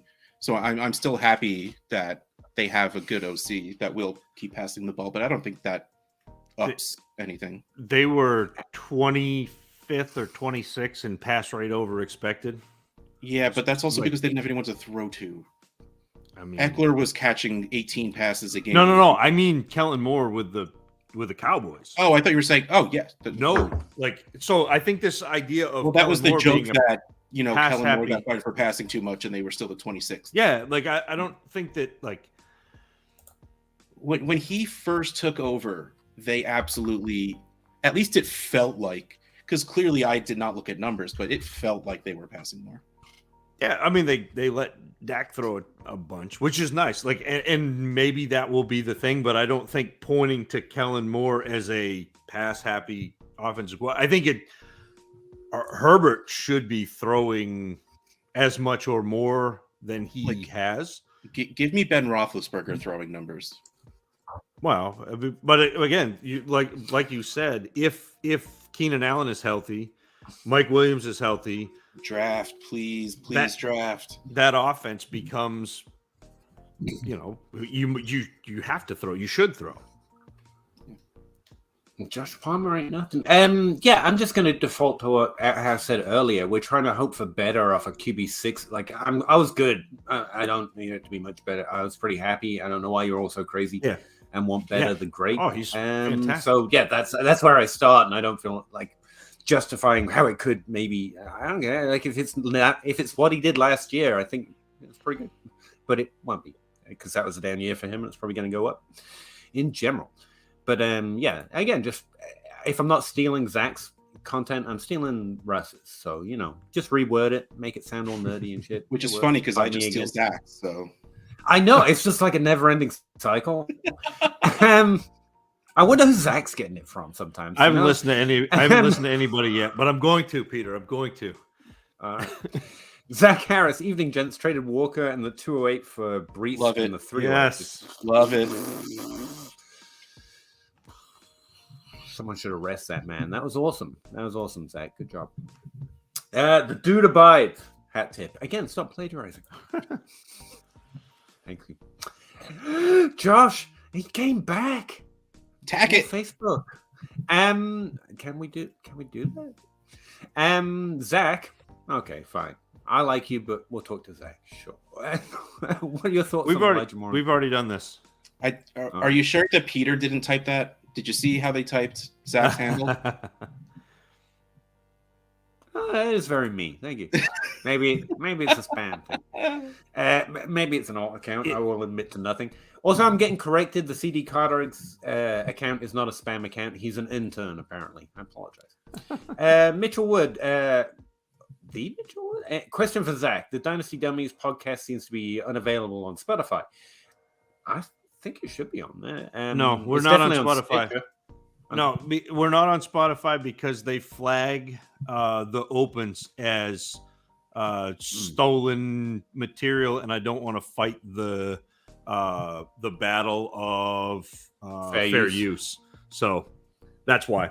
Because I enjoy doing the opens, I enjoy doing the parody songs, and I don't want to fight Spotify on fair use, even though parodies are fair use. So what you do is you fight them, and then when you win, you do a parody of "I fought the law and the law won." Yeah, you can find it on Google Podcast. I think I've listened to it on before. Yeah, with Google Podcast, Stitcher, web Apple browser link. Yeah. That's what I do, and it's not on my podcast app. Not that podcast, but others. Yeah. I just open a browser link. But yeah, thanks for the question. I didn't know that myself. Caleb. Hi, guys. I have a league with a wide receiver core of Higgins, Pickens, Elijah Moore, and Rondell Moore. Just all the Moores. Higgins, Pickens, and Moores. I can't stop. Higgins, Pickens. That makes me so happy. I can't stop. Didn't do well last year because of injuries and bad wide receivers. Have the 105, the 205, etc., and all my 24 picks. Well, you did solid. Now you got Superflex, did he say? Because then you got JSN to add to Higgins, Pickens. Trade or make picks. It's almost too broad. It is too broad. In general, you're just looking to make positive moves, especially like Zach's pointed out, there is strong risk in Elijah Moore. I think Pickens is more of a sell. Yes. Higgins, Pickens. That's what I was going to say. Yes. So Pickens added, like a 105, you're fine. You're getting a pretty good player there. But if I could add 205 to Pickens and go up and get one of my top 4 players, I'm all about it. And you could maybe look in that direction. Elijah Moore, I'm holding right now. I just think people are too low on him. But based on what you've told me here, that's my only thought. I would go shopping with Pickens and the 205, see what you can get going based on your league's roster construction and what they're into. And don't sell him for nothing. I'm not saying you need to get out of Pickens, but he's got a really high value right now. They should be excited to trade for him, and if you can find a partner in your league, then you can probably make a team that improves the value and the points of your team, and those are ultimately the two goals. I appreciate the punctuation here as well. Be looking at like the 205 in Pickens for like the 106, or do something like, I would even be looking to move him for something like Jerry Jeudy. Jeudy would be interesting. Yeah, because I think the luster is still off Jerry Jeudy, even though he had a really good year last year. He's still young enough, and I think Pickens almost one-hand catches, Well, and I just think there's an awful lot of risk in Pickens. Oh no, I don't even want to assess risk. It's just people are excited, and I think he's good, but I think the excitement can lead to them. I mean, we're talking the same thing. It's cost benefit. Yeah, I'm thinking the risk of him not being what people think he is makes his value go down, and you're saying people think he's too high. Same idea. I was also just trying to add in, if someone's not excited to get something in the trade, it's just generally a bad offer to send. That's what I find I and lots of people miss when they try. But it's balanced. It's good value. But if they don't want it, then they're just, it's hard to get a trade done. But with Pickens, they're like, oh, that's really good stuff from the 2022 class. That was a great class. I want some of that. And that can help get trades greased. 12-team Superflex half-point PPR start 10. Bateman and Dalvin, or Algier and Juju and the 204. It's Algier, Juju, and the 204 for me. Yeah. You're trying to make me decide between Juju and Bateman, and I appreciate the hustle. I think Juju. It's King Solomon, Peter Howard trying to split the baby between. I think Bateman I've just Juju. I've been splitting the Juju baby for too many years. His been grandfather's in. I'm keeping Juju at this point. That sounds like a Juju or job. dead. I don't care. But good question. Alex, 12-team Superflex start Ridley. tight ends. Judy or Ridley, and a 24-second, which isn't. I'm pointing to my jersey. It's the same position trade, and it kind of sucks because it's kind of even. I should have bought a Judy jersey when his value was low. It's gonna be expensive now. Man, that is really close. Yeah, it's like one side has years. I have more expectation. I mean, I've seen. I'd rather have Judy, I think, but it's not by much. Yeah, I honestly, I don't. This is just a trade. I don't think I do it because I don't know. I do it. Judy probably because you're rolling all that value up into one thing. I guess that's the only way I could justify it. Yeah, Judy, but well, and he's 24. Yeah, so you're rolling. I mean, like that's what rolls it for me, I think. And then again, it is a 4 or 5 year age difference. It's very big. And a 24-second does not I'm not even thinking about that at this point. I know you do, but that's how you and I value picks a lot differently because outside of first round picks, I don't value them until I'm on the clock. Well, but the thing is, that other people do. Yeah, but I'm not actively trading for them because I'd rather have the thing that I want than have to go trade for the thing that I want with something that I don't want. You know what I mean? Well, okay, yes. In that specific example, I understand what you're saying, but like in a normal trade where that 24-second does just fill the value gap and gets you. Maybe I'd rather have something that I'd rather have. Like that's just usually how I play it. I completely get it, but yes, we disagree. I don't value something a certain way. If I know I can get the value that other people do place on it, I'll do that move, especially if it's a pick. Like if it's a player, that's risky because I don't want to be stuck with players I don't want. But yeah, like seconds, I would absolutely take them on even if I don't plan on using them because I usually don't. Yeah. Alex, I'd just like to thank you. I love it when mom and dad fight like this, and I'd like to thank you for that brief experience. So, I think about it this way. You're taking that second round pick and mushing it into Calvin Ridley and making him younger.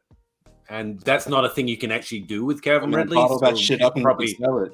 Like, there's no way you can de-age Calvin Ridley and make other people value him. And so, yeah, it's the Judy side, but yeah, solid. solidly, perfectly even for me. Sean, how do you guys feel about Justin Fields? I like him. I like him. I think he has the potential. I'm just going to play the market. I don't have a strong feeling on whether it's gonna or not gonna happen at this point. Russ does, so. I mean, I was always pretty high on him. I liked him coming in. I liked him. I had faith in him when the Bears were being dumb, and seeing how well he did running was great. But I also believe he is a good passer. So yeah. I think it's a place to build off of. And he was already priced like we knew Chicago was going to bring someone in. So I don't think DJ Moore should raise his price. He was quarterback 8. You don't put someone at quarterback 8 if you don't think they're going to be good or, do something better than bringing in Chase Claypool for the 32nd overall pick. So, I really like Justin Fields. I think he belongs at QB8. I think he belongs in that second or third tier, depending on how you have those tiers broken down. But I don't think we raise his value because of the trade. The cool thing, Sean, though, is the QB8 valuation is pricing in a lot of that risk. Yeah. Because if you look at the guys, okay, so Jalen Hurts. Yeah, it's like obviously Patrick Mahomes, Josh Allen, Jalen Hurts have the potential to be the QB1 overall. The other players, Burrow, Herbert, I guess Lamar Jackson does, but Burrow, Herbert, Trevor Lawrence, touchdown throwers, don't really have the potential to be the overall QB1. They're close. They're in that conversation, but they're not like they're not going to break football like somebody like Allen or Hurts or Lamar Jackson did, and Fields could. Yes, and I hate to say it because I love like Trevor Lawrence and Joe Burrow. If they're QB1, it's probably because other guys got hurt. Yeah, and it's nothing. Like, and it's they're good quarterbacks. And it's really funny because a lot of people have been down on Joe Burrow since his beginning because his touchdown rate isn't realistic, but it's staying there. It's the Tyreek Hill. There's no way Tyreek Hill can be this efficient from 40 yards out, and then he just does. But then you don't can. Look who he's throwing the ball to. Look who's running the ball behind him. They don't have a chance, and their defense was so bad they didn't have a choice but to keep throwing it. And Joe Burrow is that good, so I'm not scared of his touchdown rate. And I will say, I think the risk is more about you have to rely on a team to. Did they figure it out and start doing the right thing because they started doing the right thing, or were they forced in? I don't like putting it in the hands of GMs give this player a chance to be good. Well, they literally came They out. seem to be. They very often they're like, oh no, it's not often a team will come out and say we've been doing it wrong. And they did. Yeah. So I feel like that's real. Even if it was the president of the team that walked downstairs, or let's face it, took the elevator downstairs and started screaming at people that this is what they have to do and they don't have a choice. They still don't use the phrase "we've been doing it wrong." Of course, they didn't use those words, but along the lines of "we've been doing it wrong, we're going to do it the right way, and we're going to follow the way this team did it with their guy." Teams don't say that for no reason. And even teams do lie, but I get what you mean. It's just not. It's definitely priced in. That's why I was on the fence. Like I said, the risk is more than his value can go up. There's no question on the player's ability to do it, and that as poorly as he threw the ball last year, he was still quarterback 5 in points per game. He's pretty good. Yeah. So there you go, Sean. What time are we at? 9:50. Gotta get moving here. Bon. Hey guys, we'll compete only in 24. Don't say that, but I appreciate the context. Have these wide receivers: Chase, Judy, Dotson, not bad. Deontay, cool. Burks, good. Mostert and the running backs are Mostert, Gibson, Chuba, Haskins. That's your problem. Have the 103. Should I take JSN, Gibbs, or trade back? I should have started with the question. Take the best player. So it's simple. JSN, then Gibbs. But and if you it's can't get one of the top 4, I would trade back. But if it's a super flex, it's a quarterback, so you might as well trade back and Did you still say get one of Superflex? I'm those. trying to scan and I don't see it. Because you shouldn't take JSN just because we like him so much. In a super flex, you should take the best player for that. Like, I feel like you list those 2 players at the 103 because Bijan's going 1 and JSN and Gibbs would be 2 and 3. So and that's fine if it's a. Like, they don't say. Am I missing? Like, they don't say Superflex in here, right? They don't.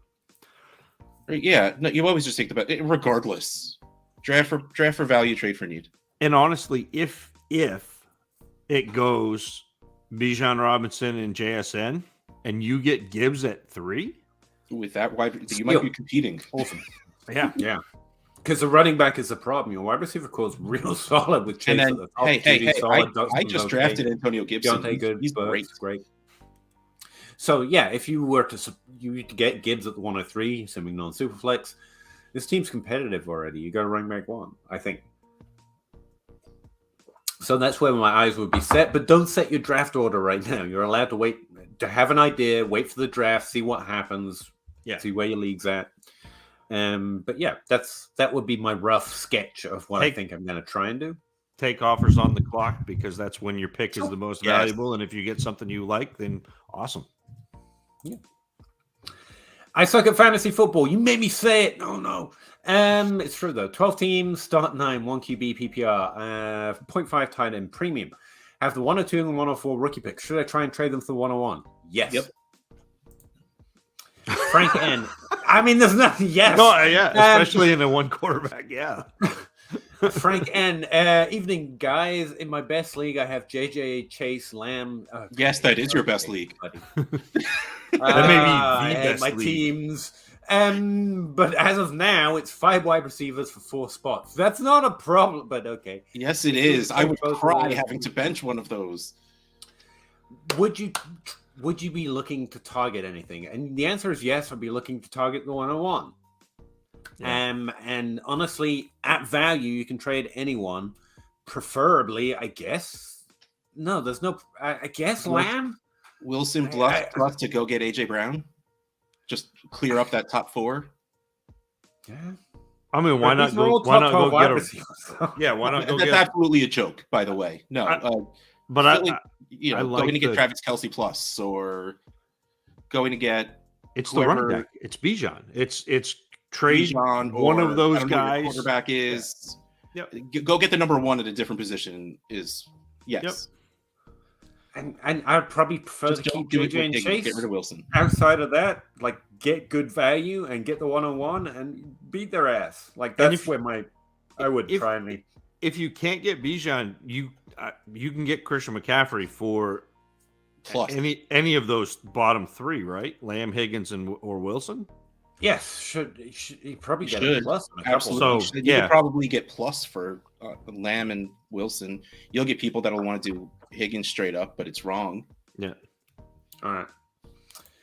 We're nearly at 10 o'clock in the comments. So, Gary, are you guys worried about JSN plus a 1.85 tenure? No, I'm not worried. No, Gary, go look up his 3-cone and short shuttle at the combine. They're like the top 3 in the last 15 years. His short area quickness is fine. That's how he gets open. Do not overthink this. JSN is an absolute stud. Don't need to find something to worry about. You're good.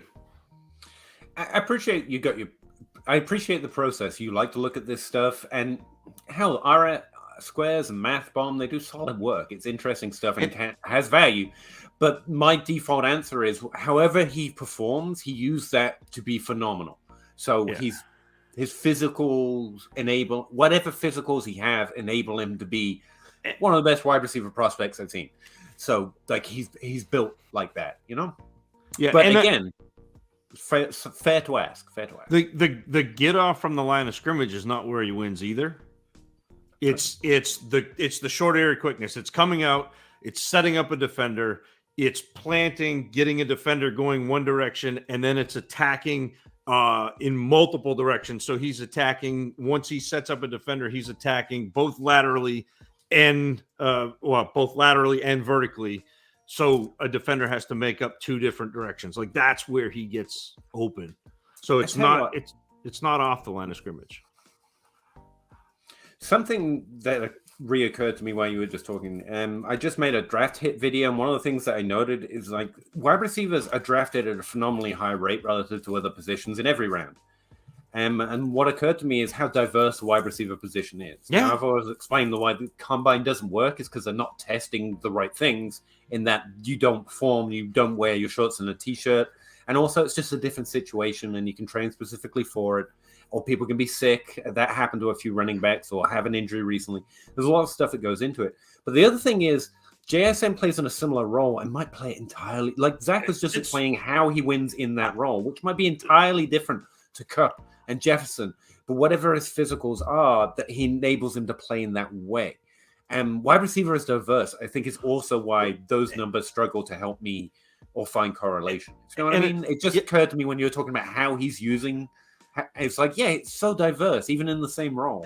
At one point, I did a show about this because we talk about wide receiver like it's one position, and it's really not. Yeah. Like there are X wide receivers.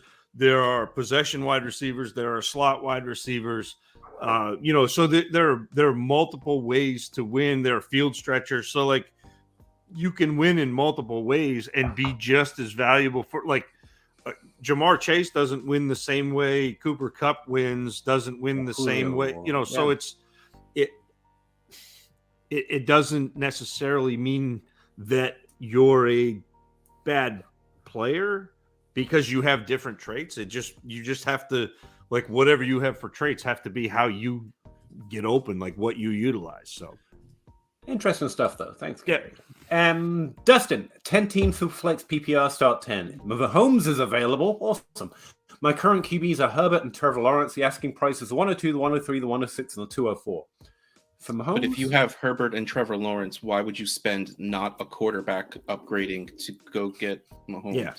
I'd rather put like Lawrence in that deal and remove some of those picks. That's what I'm saying. Yeah, like yeah. If you're unhappy with Herbert and Trevor Lawrence and you want to actually pay up to go get Mahomes, I wouldn't do it. Lawrence is not part of the deal. Lawrence, the 106 and the 204.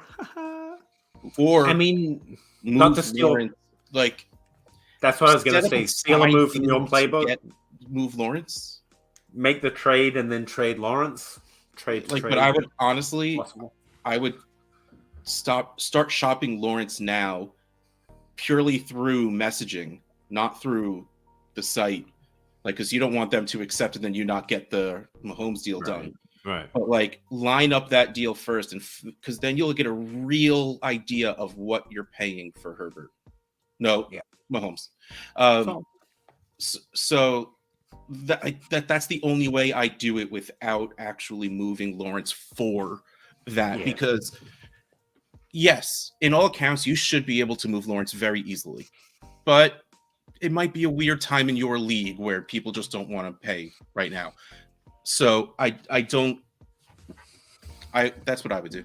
Yeah, that's a good team. I think that's a solid plan. It's a really good team. Or giving up all that capital to compromise roster construction. I don't think the value is wrong necessarily, as it might not be the best move for your team. Like Ant was saying, with Lawrence, you got better moves you could do to improve your team overall, even though Mahomes is such a piece, I love our watchers' wide receiver cores every show. Seriously. They're doing something, right? Wait. So if they make this trade, they will have Mahomes, Herbert, Bijan, AJ Brown, DK Metcalf, Chris Olave, Pittman. And if they find a different way to go about it, they could still have the 102, 103, 105, 106. Yeah. In a 10-team draft Gibbs.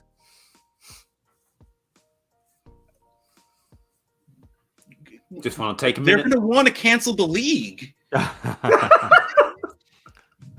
You go Pickens, Lawrence, and like your 24 first. If you can find a different way, there has to be players on your team they want that aren't pure picks, even if they're rebuilding, because you got a lot of youth.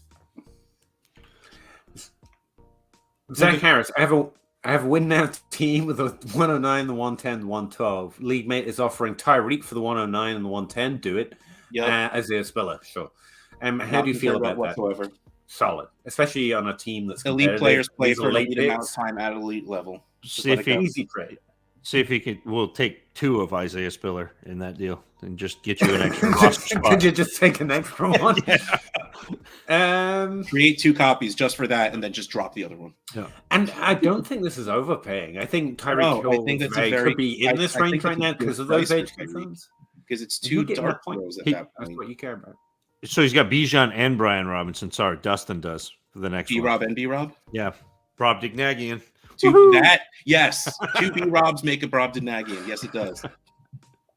Okay, so you actually okay. 2 Brobs. Devin, what price are you willing to pay for DeAndre Hopkins on a contender? Second. You're trying to get him for a second, mid-second. I would not get that. pay it first, especially without knowing what team he's going to be on this season. Because It's a good pivot point. Like, if you're a more competitive team, it's better to trade for Hopkins or Michael Thomas and try and take the upside that I think Elijah Moore might have. And like I said, it should be even lower, which is fair as well, depending where your risk tolerance is for that.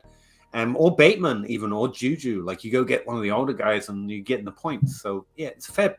It's how your team situation can change things. well, I don't think you trade for Elijah Moore to make a difference on your team. I think you trade for Elijah Moore to get a value upswing or to be who you hope will be a solid wide receiver. The only way you get a value upswing with Elijah Moore is if he makes a difference on your team, though.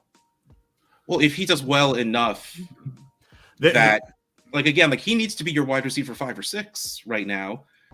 So if he's your wide receiver 4, he still could be other people's wide receiver 3. Like, the value on your team isn't the same as his value on other teams. I'm not saying it's going to be big.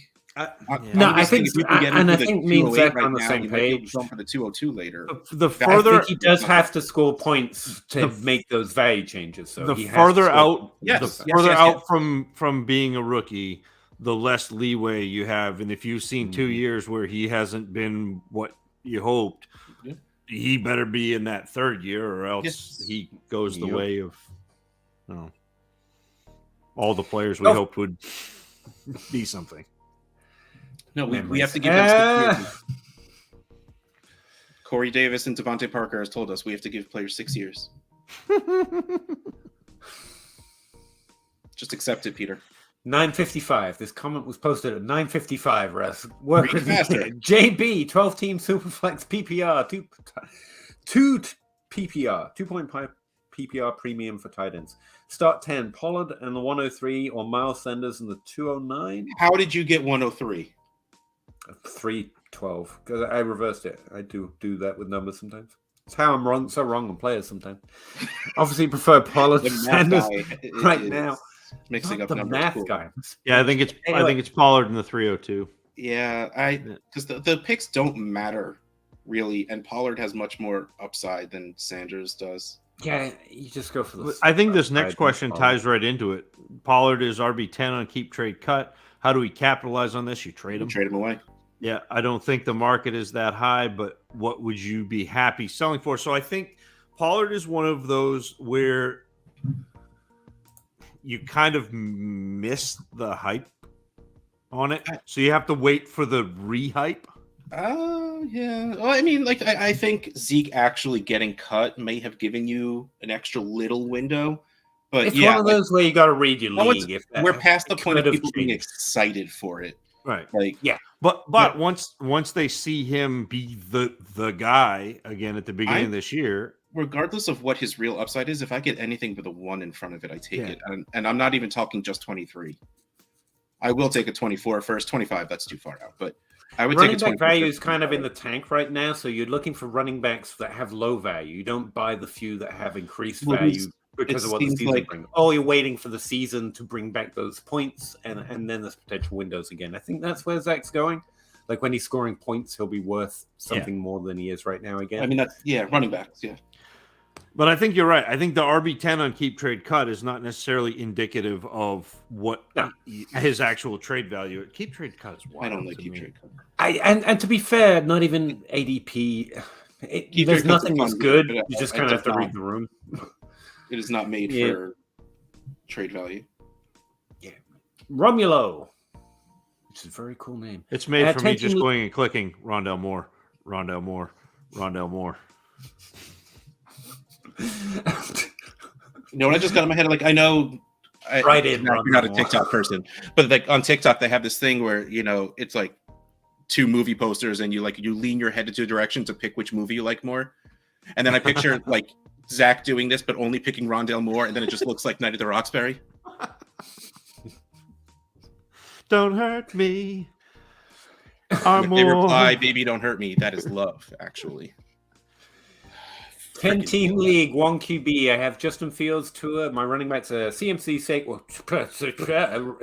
Saquon and Tyler Algier. Amon-Ra St. Brown, T. Higgins, Tyreek Hill. Get lost. Just seriously. And he also has a 102. Why not? Why not the 102 and the 103? 110. Why not? Gibbs? No, draft Jackson Smith-Njigba, then Gibbs, just to mess with ADP. And then 109, 110, best player available. You could mess around. You do it the 109, 110. You just say screw it all, and you take Stroud, Younger, Richardson.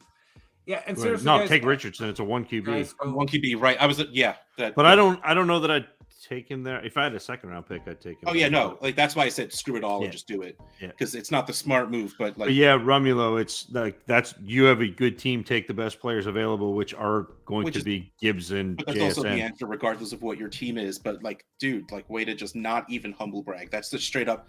Oh look, I accidentally dropped my amazing roster for everyone to see it.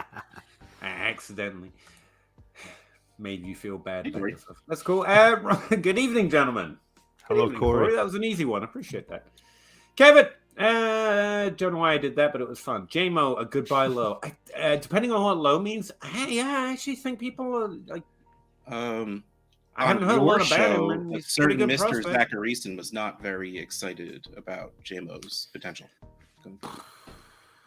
He said to me personally on my podcast when I talked to him, treat it like you can treat it like a rookie year, and I think that's a good way of going about it. And he'd be in the conversation for the top 5, 6 wide receivers this year. Treat it like that, I think. Yeah, he'd be in the conversation for like the top 4, 3. I was actually gonna say, if anything, he'd probably go higher. I think he probably would be 3. I think he'd be wouldn't above. Be JSN, wouldn't be Addison, but then I'd start looking at him. Yep. Yeah. So yeah, if you can get him lower than that, I think Sean, 1 QB league, need a running back and have 24 first to give, but 0 Fs. Which running back would be worth contending team at that price? Again, go for the ones that are falling in value, because right now running back value seems to be a little lower. If you're going to go for a running back, I think Damian Pierce is one of the ones I mentioned earlier. He's like, no one wants Damian Pierce, but we know his workload, blah, blah, blah, blah, blah. I think Swift is probably my favorite target if you really want to go high value. I would rather have Pacheco. I'd rather have Pacheco than Pierce. Otherwise, you go down. Yeah. And if we're not going down, I want guys who are going to score. So you're talking like Aaron Jones. Yeah, but also with those guys waiting right until the season starts to pick the right guy. Yep. I pulled up the DLF Trade Finder, and Jameson seems to be worth a late first, like 10. And I do that. I do anything after like the 10, 108, 109. I do that. Why not?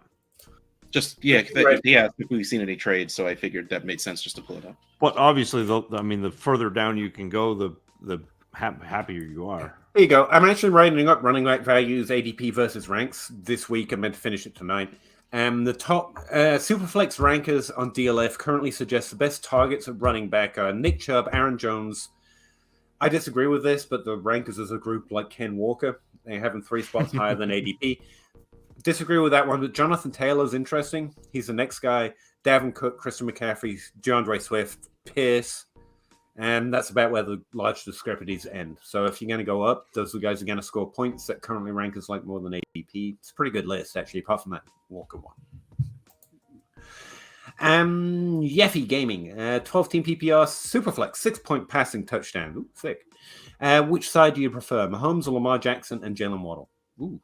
I think it's Mahomes, but that's tough. I think it's Jackson and Waddle, but it's again. You said it's real close. Like honestly, I almost wish I had the courage to say that. I'll be honest. I don't think in most cases, I would see this happening in a real league. Like, I feel like people would say Mahomes, and I'm like scared right now of what Lamar Jackson has going on. But it will sort itself. Lamar Jackson, yeah, I think I take the Jackson Waddle side. But the value, I can't back up now. Thanks for abandoning me. No, I think we were never willing to abandon you. You walked off on your own. No, I like that. Muted again. No, I like that energy, man. I default to the elite asset, but all three of these are elite assets.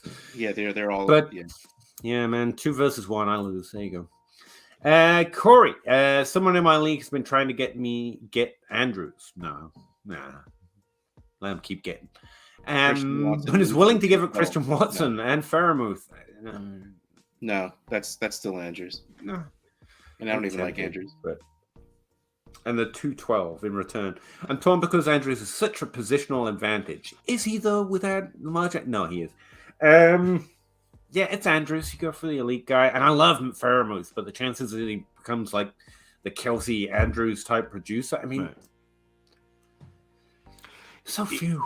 If you were getting something better than Watson in the 212 with that, then you're having a conversation, because if you can take a step down, I think Freiermuth is in that, like, he's not in the committee. It's in that middle class, yeah. Yeah, well, he's not in the second tier, but he's in like the third tier, wanting to be the second tier.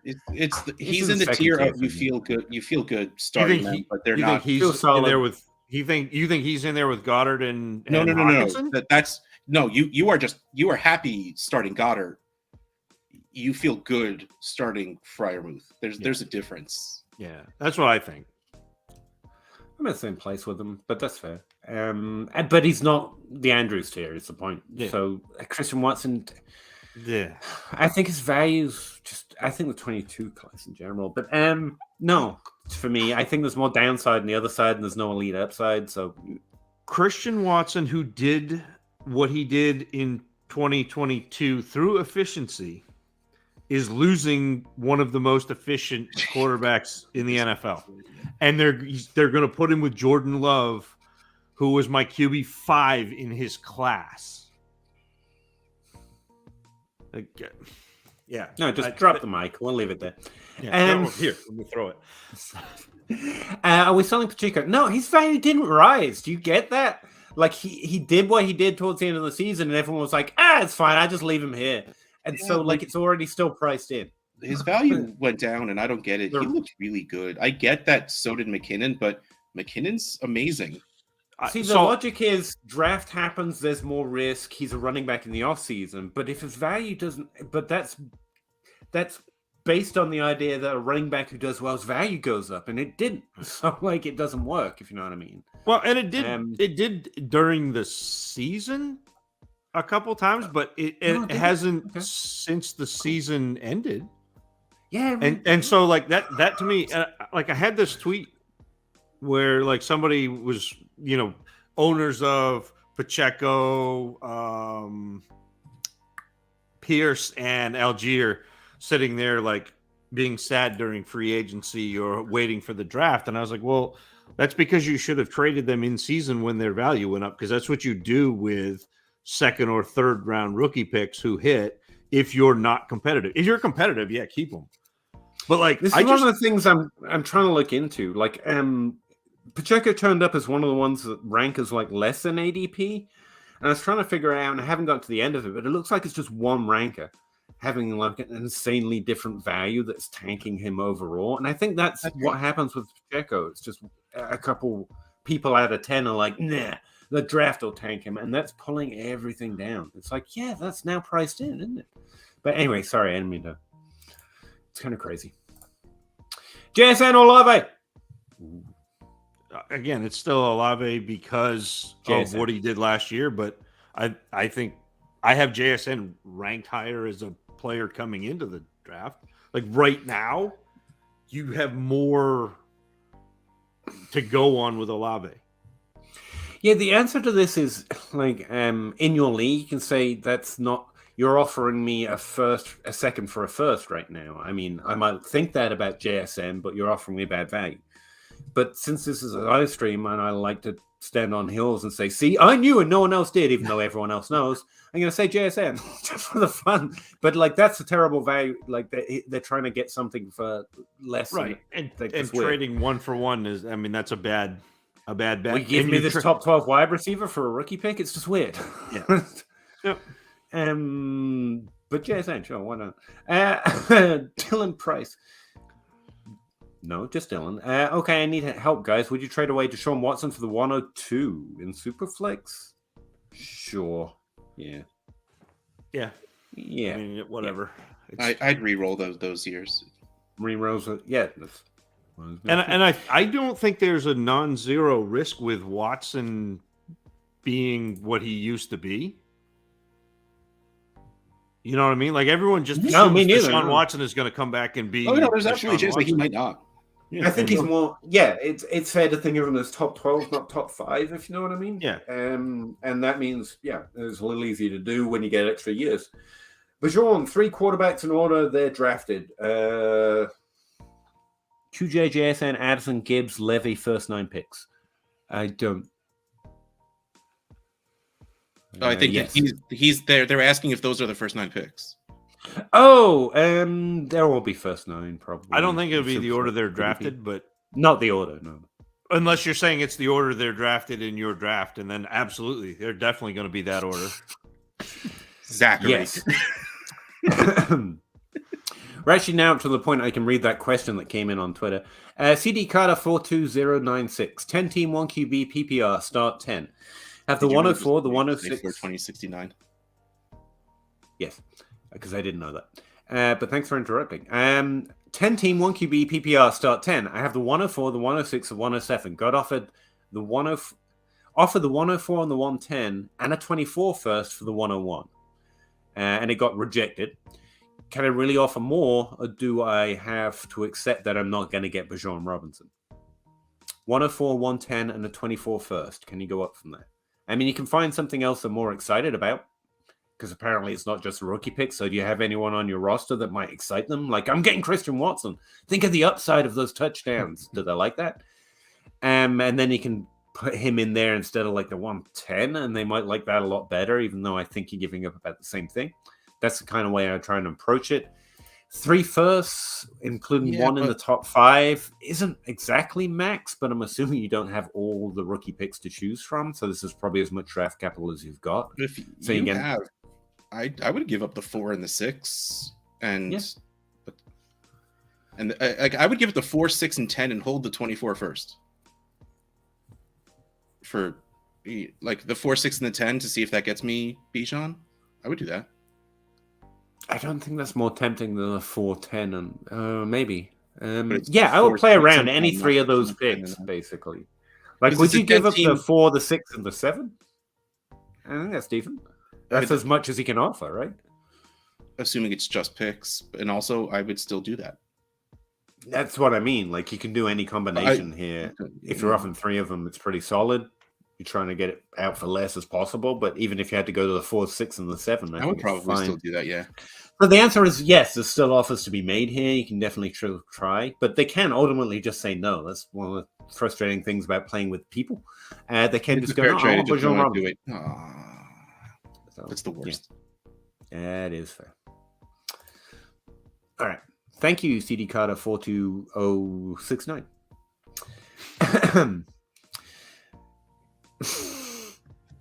Equity alone, I'm surprised with the year Daniel Jones had. Me too, man. Complete surprise to me. Arms and legs. Second year with the ball and way more weapons this year, assuming they draft a wide receiver or trade for Judy. What are your thoughts? He's a value. Do you think there's more upside here? I think he's definitely a value right now. Yeah, I mean, he's the value quarterback right now. Like, he and Cousins are kind of like the guys that everyone goes, I don't really want them. But then when you play him in a super flex spot, you're like, I'm glad I have him. Yeah, I think that's so. Jeannie, would you accept the 112 for Rashad White? Little 212. Low. 212, sorry. 212 is a little low. 112 would be good. What's the lowest pick you'd accept? Would you trade Rashad White away for, or the opposite? I would hold White over the 212 at this point. Yeah. Where does that line flip? Superflex is probably like the 204. Yeah, like yeah. 204s, that seems Like, solid to me. I would probably re-roll into Charbonnet, A-Chain. You just got me way too big into Roshan.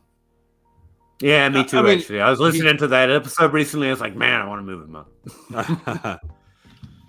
Yeah, I mean it's draft capital, but yeah, it's Charbonnet, Roshan Johnson, A-Chain, Miller, Bigsby.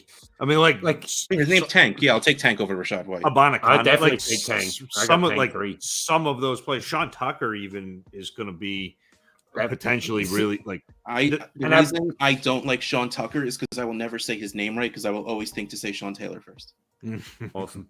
I want out of that running back range is the thing. Like, I probably prefer the rookie over Rashad White because what else do we have to choose between? So I'm trying to get out of there. So around the 204, 205, where Zach said, I think that's where you're at the end, probably expecting draft capital of that tier.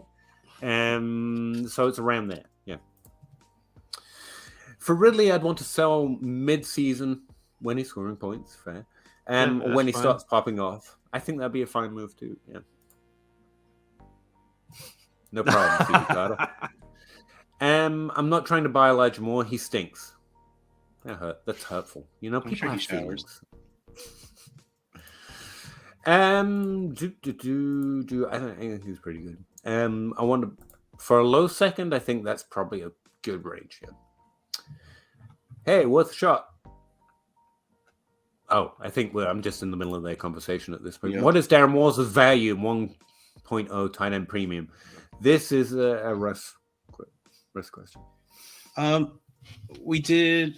talked about Darren Waller today on the trade show. A group meeting, or about him on Trade Addicts on Tuesday, and I still seem to be higher on him than a lot of people. Like Daniel Jones made Danny Belly look really good, and no disrespect to Daniel Bellinger. Who the hell is Daniel Bellinger? And a lot of respect there, but okay. He's Danny Belly. There's no disrespect. I love that man. He broke his face and missed 2 weeks of football. And no one is Anquan Bolden. He came back like the next freaking week. Being is Anquan Bolden, by the way. Fairly insane. So Darren Waller's in a one extra in a 2-point PPR for tight ends. Like, I probably place him in that tier right after the top players we always talk about. Yeah, he's outside of the Fairmouth, but then he's in the solid. He's been there before. He's in that Goddard Hawkinson tier, and he's probably a little. No, if Fairmouth isn't in the Goddard Hawkinson tier for Zach, and there's no way I'm accepting Waller as in that tier. No, Waller has scored that. Yeah. Yeah, so Fairmouth has been a top 12 tight end every year of his career, and you're like, oh, top 12 is different than top 3. Top 12 tight end means absolutely nothing. Call me when it's top 5. What does he need to do? Oh, it's touchdowns, and then he gets more targets. points. It's just top 12. I literally said what he needs to do, Peter. He's younger and better. And better looking, but that doesn't matter. Okay. Actually, I don't know what either of them look like. It was just Waller's a very handsome individual. He just got married. He married Kelsey Plum. I don't know who that is. I don't know basketball who these people are. I'm talking about fantasy stats, not people. Yo, Darren Waller's a good-looking dude. That's what I'm saying. The first picture of him, it's in a Raiders jersey, and like he just has a little smirk going on. I'm like, oh shit, all right, nope, yeah. I got everything. That's money. Like, here comes I'm good at football. Tight end, get 2 points per reception. Yeah. Puss pass kick, 12-team Superflex, Trevor Lawrence, Deontay Johnson, or Daniel Jones, Dimebag Daniel Jones, Darius Slayton, who? And the 105 and the 205. Darius Slayton doesn't matter here. That's why I said who. So Daniel Jones at 105 or T-Law and Deontay Johnson. I will take. I want Trevor Lawrence and Deontay Johnson. I don't want to overthink it too much here. The 105 is nice, but I think I just want T-Law and Johnson. I want JSN and the other quarterback who's going to score what Trevor Lawrence is, even though he doesn't have the value. We can get JSN at 105. Come on. You don't think you can get JSN at 105 in a I think he could. I Superflex don't league? think you can lock it in. Like, you're not definitely getting JSN if you make this trade. Yeah, but Okay, if not, well, you're then I getting get a top 3 quarterback, quarterback. and then it's even better than JSN in a Superflex league. And Disagree. That's fair. Okay. Yeah, they had almost identical points per game last year. Daniel Jones is the player that nobody wants until you're scoring points, and then everyone's like, "Oh, yeah, I want this." Because people keep asking questions about Elijah Moore. Here's the thing. And Peter loves him. Here's why I feel a little different about it. The last week 17, Trevor Lawrence scored 7 points. So I don't know if he was pulled, but he has a much higher. Oh man, Daniel Jones. I'm not going to talk because the more I look at it, the more they both have a lot of ups and downs. And yeah, assuming things go the way they should, and they bring in at least one more pass catcher. I mean, they already brought in Waller. Yeah, but I want a guy who doesn't usually make it through the season. You know, give me someone so they can at least alternate, hopefully, and have one pass catcher at least per time. You know, and let Wandale come back. Like, yeah, there's a very good chance that they stay on this trajectory, and Daniel Jones is the next Kirk Cousins-esque quarterback, value-wise, not play-wise. I just default to value in more situations than I don't. And Daniel Jones might score the same points exactly again. Doesn't matter. Trevor Lawrence is always going to be more valued. And that's why. I'm not saying it's right, but I'm saying that's why I play it that way. That's right for me, I guess. I feel like he offended you personally at this point, Genji. You have 4 different really bad quarterbacks.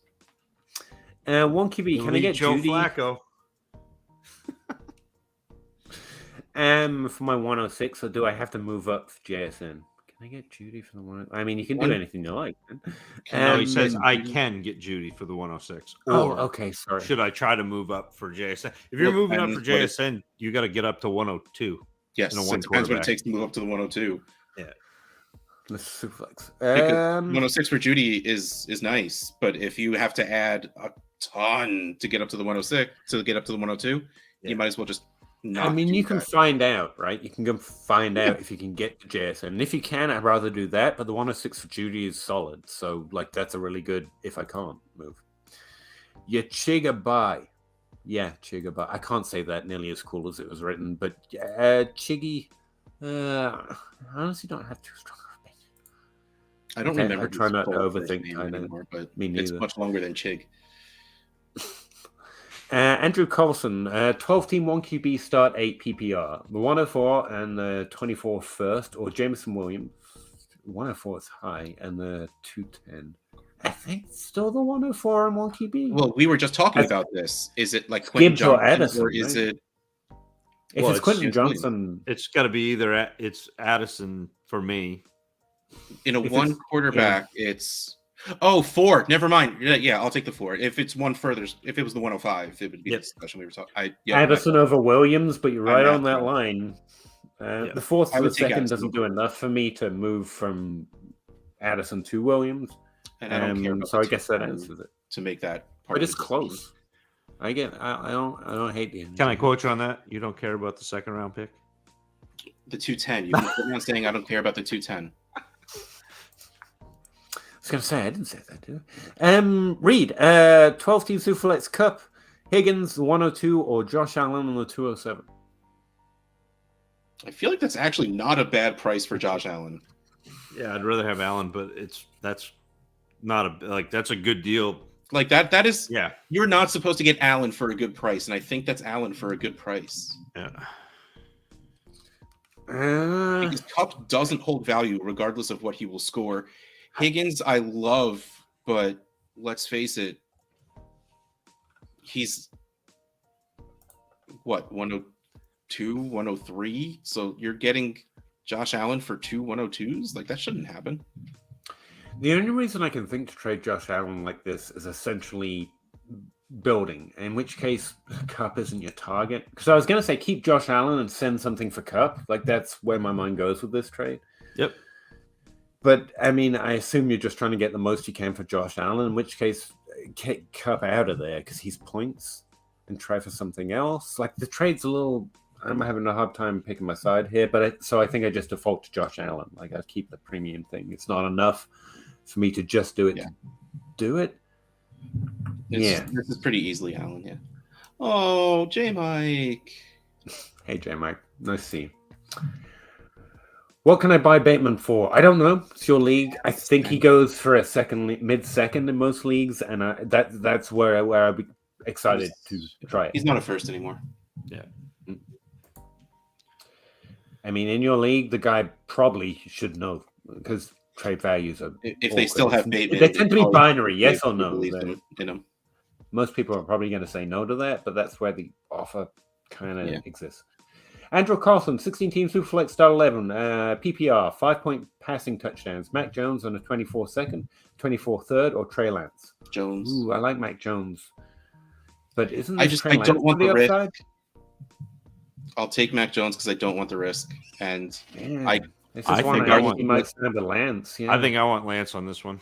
Regardless of what Zach says, you could do something with that 24-second. I've been ending up on the Mac Jones side of a lot of different trades. Value-wise and upside-wise, it is absolutely Trey Lance. I don't like risk, so I take Mac Jones. Unless it's for T. Higgins. There's no risk in T. Higgins. Risk. I knew you weren't going to get that first. What do you guys think of the Harris and Cook backfield? Damian Harris and James Cook, right?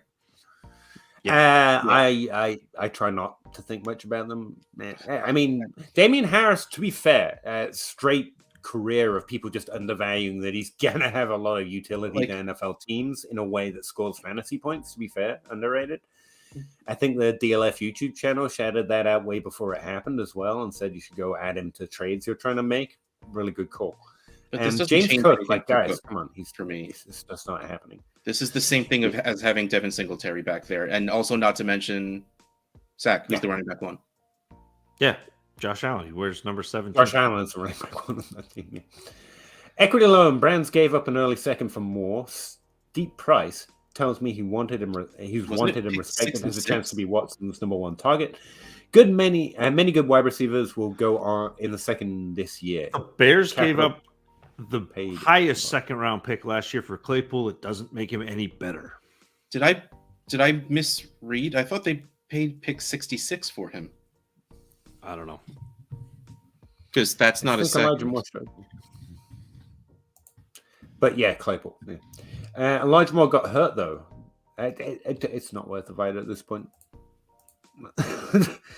Andrew Carlson, no way I would pay that for a wide receiver with an ACL.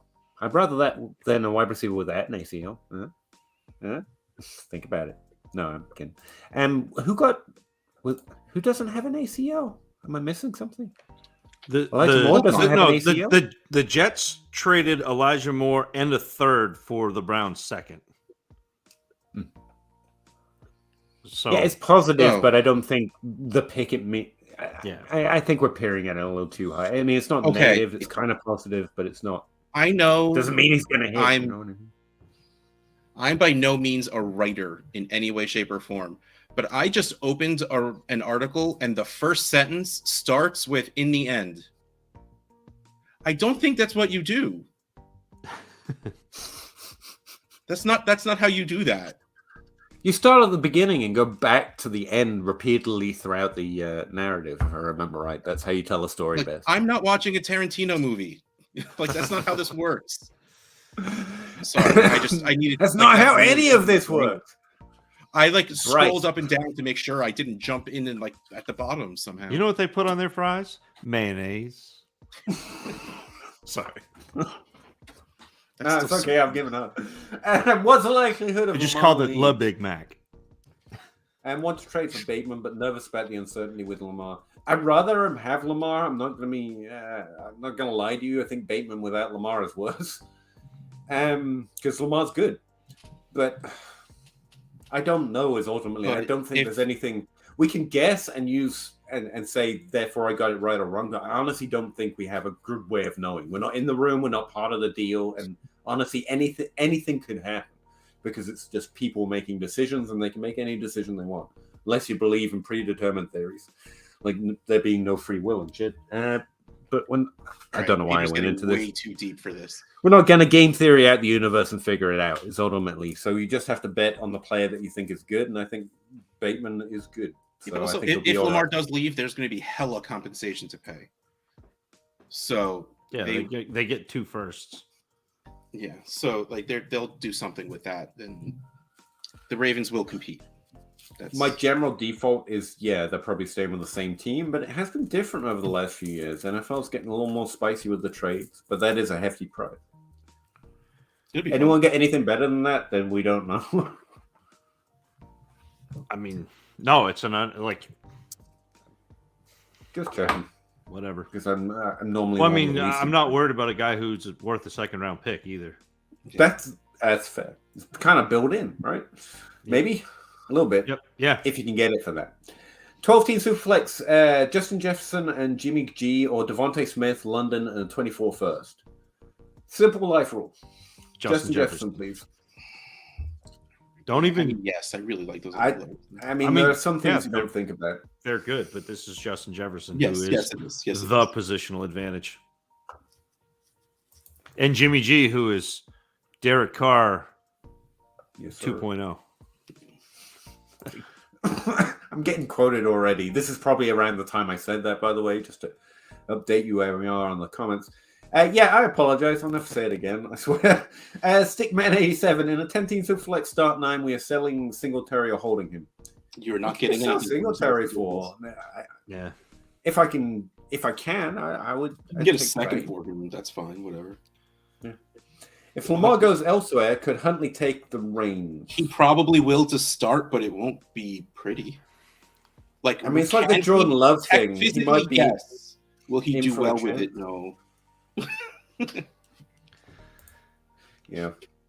Marvin Cano, Sam Howell, Jameson Williams in a Superflex. Jameson Williams. We don't know how he's a starter yet. Yeah. And even if he is, until we see that he isn't bad in the NFL, the answer is still very much Jameson Williams. I like his potential more than Huntley, if that helps. But like he doesn't have a job yet, so neither of them. What is good?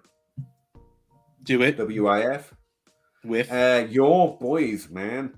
Thank you, Zuli the Witch, for making me sound. What is good like with your boys, man? I barely know English, Peter. Okay? I appreciate you, Zuli, though. Thank you. Hope the lads are having a wonderful evening. Thank you very much. It was a banger. It was It's a banger of a night. I regret going live. You should. The first time was a mistake, and it's been downhill ever since. Mommy Canno, what is Jameson Williams' trade value worth? Anywhere from the one. We did this already, right? Sort of, but also well over the rest of the people they listed. Hey, Uncle Phil. Yeah, much more than that. Zach Linton, Uncle Phil. Yo, hey buddy, thanks very much. Jerry, take a mid to late 24 first. Any 24 first. You can tell me right now it is the last 24 first, then I would say yes. That 24 first could be a 25 first. And I would say yes. Yeah. Yeah. So hateful. Zuli the Witch, in the mindset of the Labyrinth rookie draft, drafted JSN at the 103, Donald Washington at the 2.2, which is strong, but I don't hate the upside. Catavius at the 208 and Izzy at the 211. Hoping you all may could wax poetic and get me hyped. I prefer Donald Washington because he's a complete mystery as a receiver, and he has physicals that will make you. Yes, I mean it's better than Jaleel Woods, is what I said most recently, because at least you know. with Jelani Woods, he tried to be a receiver, and he did fine, but he had the physicals. With Darnell Washington, it's just a mystery, and I much prefer that with that second-round pick, put it that way. JSN, just all the JSN. He's the best. He's Jamar Chase level prospect-wise at a very different role. So, yeah, like I honestly don't think it gets better. He'll still bust, but I'm excited to see what he does. Catavius, that's Tank. I love Tank. He's my running back 3 in this class pre-draft. He's not just called Tank. And Cartavius and Bigsby, which is also, by the way, underrated in that mess of amazing names. Bigsby is like tier 1. Like normally if my name was Bigsby, little last I, name was Bigsby, little G, I would want to be called Bigsby, not my first name. But then if you tell me my name, don't call me Tank, and I can go by Tank. Bigsby. Yeah. But to actually do some analysis here, Tank Bigsby, or Catavius Bigsby, he's very versatile. I have to listen to the hootenanny. I know he has some flaws in the rushing game, but in terms of how he was scoring in his performance stats, it was good as almost anyone in this class, apart from JSN Gibbs. But he was also doing a similar thing in the receiving game. He was balanced on both sides of the ball, both receiving and rushing. Now, he doesn't hit the heights of some of them. But he hits none of the low lights. The only real question was his workload was slightly less. More than enough to believe his performance stats, but still less than a workhorse. But you also see him playing with a team that consistently runs a 20% running back rushing share to the running back 2. And in both of the quarterbacks he played with had over a 70% rushing share. That was the system he was playing in, system that's pretty common in the NFL right now, and he was still putting up elite points per game numbers within his conference. I think all of that is very impressive, but there are limitations to the profile, including the lack of that 50% rushing volume that we'd like to see with Workhorse. I'm really excited about him, to be honest. And he's called Tank Catavius Bigsby. Yeah, that's it. Let's do that. Just yes. Oh, that's a heck of a draft, I think. Okay, do better job than me in 3 words. That's fine. Don't show me up like that. Would you stake your claim on the consensus being wrong about positives or negatives? Ooh, I don't yet know exactly where everyone is. Do I see a big Laquan Treble or Terrence Marshall fault this year? Honestly, no. But I think the fault might be there are 2 premium wide receivers this year, and there are many good wide receivers after that. And we might get too invested in thinking about premium upside for players that play a more traditionally exciting role. So it's Jalen Hyatt. He's going to be way overdrafted in rookie drafts, but no one's going to be surprised by that, to be honest with you. Most rankers are going to catch that one. And I think Quentin Johnson, I like him a lot, but I think he's got Kenny Golladay upside, not DK Metcalf upside or whatever the other ridiculous comps are. And the same with the others. I think we're going to go shooting for those big bodies, and that's just not where the talent is in this year's class. That's the best I can do off the top of my head. Also playing Zach Evans and playing those other small samples. Yeah. Sorry, carry on. No, Zach Evans is the one for me that people are still kind of clinging to all of the pre-college accolades and he came in as the running back 2 in the class, and he started out owning a backfield, but then he got outplayed by Kendry Miller, and then he got outplayed by Quinshawn Judkins when he transferred, and people still have Zach Evans up in the top 4 or 5 backs in this class. Yeah. So I can't do that. He's got a top 5 ADP as well, according to DLF and rookies right now. He's like the one top 5 running back in the DLF ADP that it's nowhere close for me. It's not. He's below Roshan Johnson, who also has a smaller sample. He did better in a smaller sample, for example. Yes, thank you. Thank you. I got that wrong. Ronald Jones. No. Favorite flavor of ice cream? Yes, vanilla. Coffee. And Zach's just like, give me feed me all of it. There are actually flavors. I don't have a lot of preferences, but with desserts, like I hate thing flavored things. And I know vanilla's technically a thing flavored thing, but like banana flavored, chocolate flavored, any kind of ice cream that's got mint is about the only one I can stand. Peter, your ice cream takes are worse than your Elijah Moore takes. I didn't say sorbet. Just ice cream. I hate chocolate ice cream, banana ice cream. I hate it. Yeah, it's there. Give me a banana. I'm fine. Or just give me vanilla ice cream. I'm good. I like cookie dough ice cream because that's just vanilla with cookie dough in it. That's okay. I take that. Ronald Jones went to Dallas. Yeah, yep. Everyone's got your back here, Zach. I appreciate it. 12-team Superflex, start 10, half-point tight end premium. Give Khalil Herbert and Chig and get Connor Mixon. He has Andrews and Hawkinson at tight end, which is good job. And wanted to get a second starting vet at running back with value in the older age. Khalil Herbert and Chig, get Connor and Mixon. I mean, I think you probably got points there, probably. But it depends on Khalil Herbert. I don't feel good about any of this. Sure. I'll say sure. Yeah, I'd say take the side that makes you happy because neither side has a big difference for me. But Zach's got a point. There's probably you could probably say there's more certain points on the side that you're getting. I think James Conner probably scores more than anybody else in this trade, which is saying something. I held on to Damian Harris. Thoughts on his potential in Buffalo? Damian Harris is going to Damian Harris. It's underrated. It's going to get you points. It's going to be startable. Man is a good football player, not necessarily a consistent fantasy volume guy, but that only matters so much. You know? He's a red zone guy on a team that scores a lot of points. The bad thing is Josh Allen is also Josh Allen's going to take a lot of that. Yeah. And so we're going to see a mid-year from Damian Harris, which is that says it actually. Mid Damian Harris. Yeah. Bye. Sell. Draft the players you vibe with always. Enjoy the following along with these stories of these amazing human beings. Peace and love to you all. I think that's a good attitude. Ultimately, if they all succeed, it's a good thing. Gavin Mixon. Gavin Ferguson. I don't know why I did that. Sorry. Mixon still signed through 24. Yep. Just got rid of Plerim, wanted to flip Herbert. Don't see him having dominant touches, especially with Fields being the best rusher. That's a fair point. And I think they add running back in the draft. You see, that's a threat for any running back, especially in this class. So they could add a fourth-round running back who has serious chops this year. Yeah. I mean...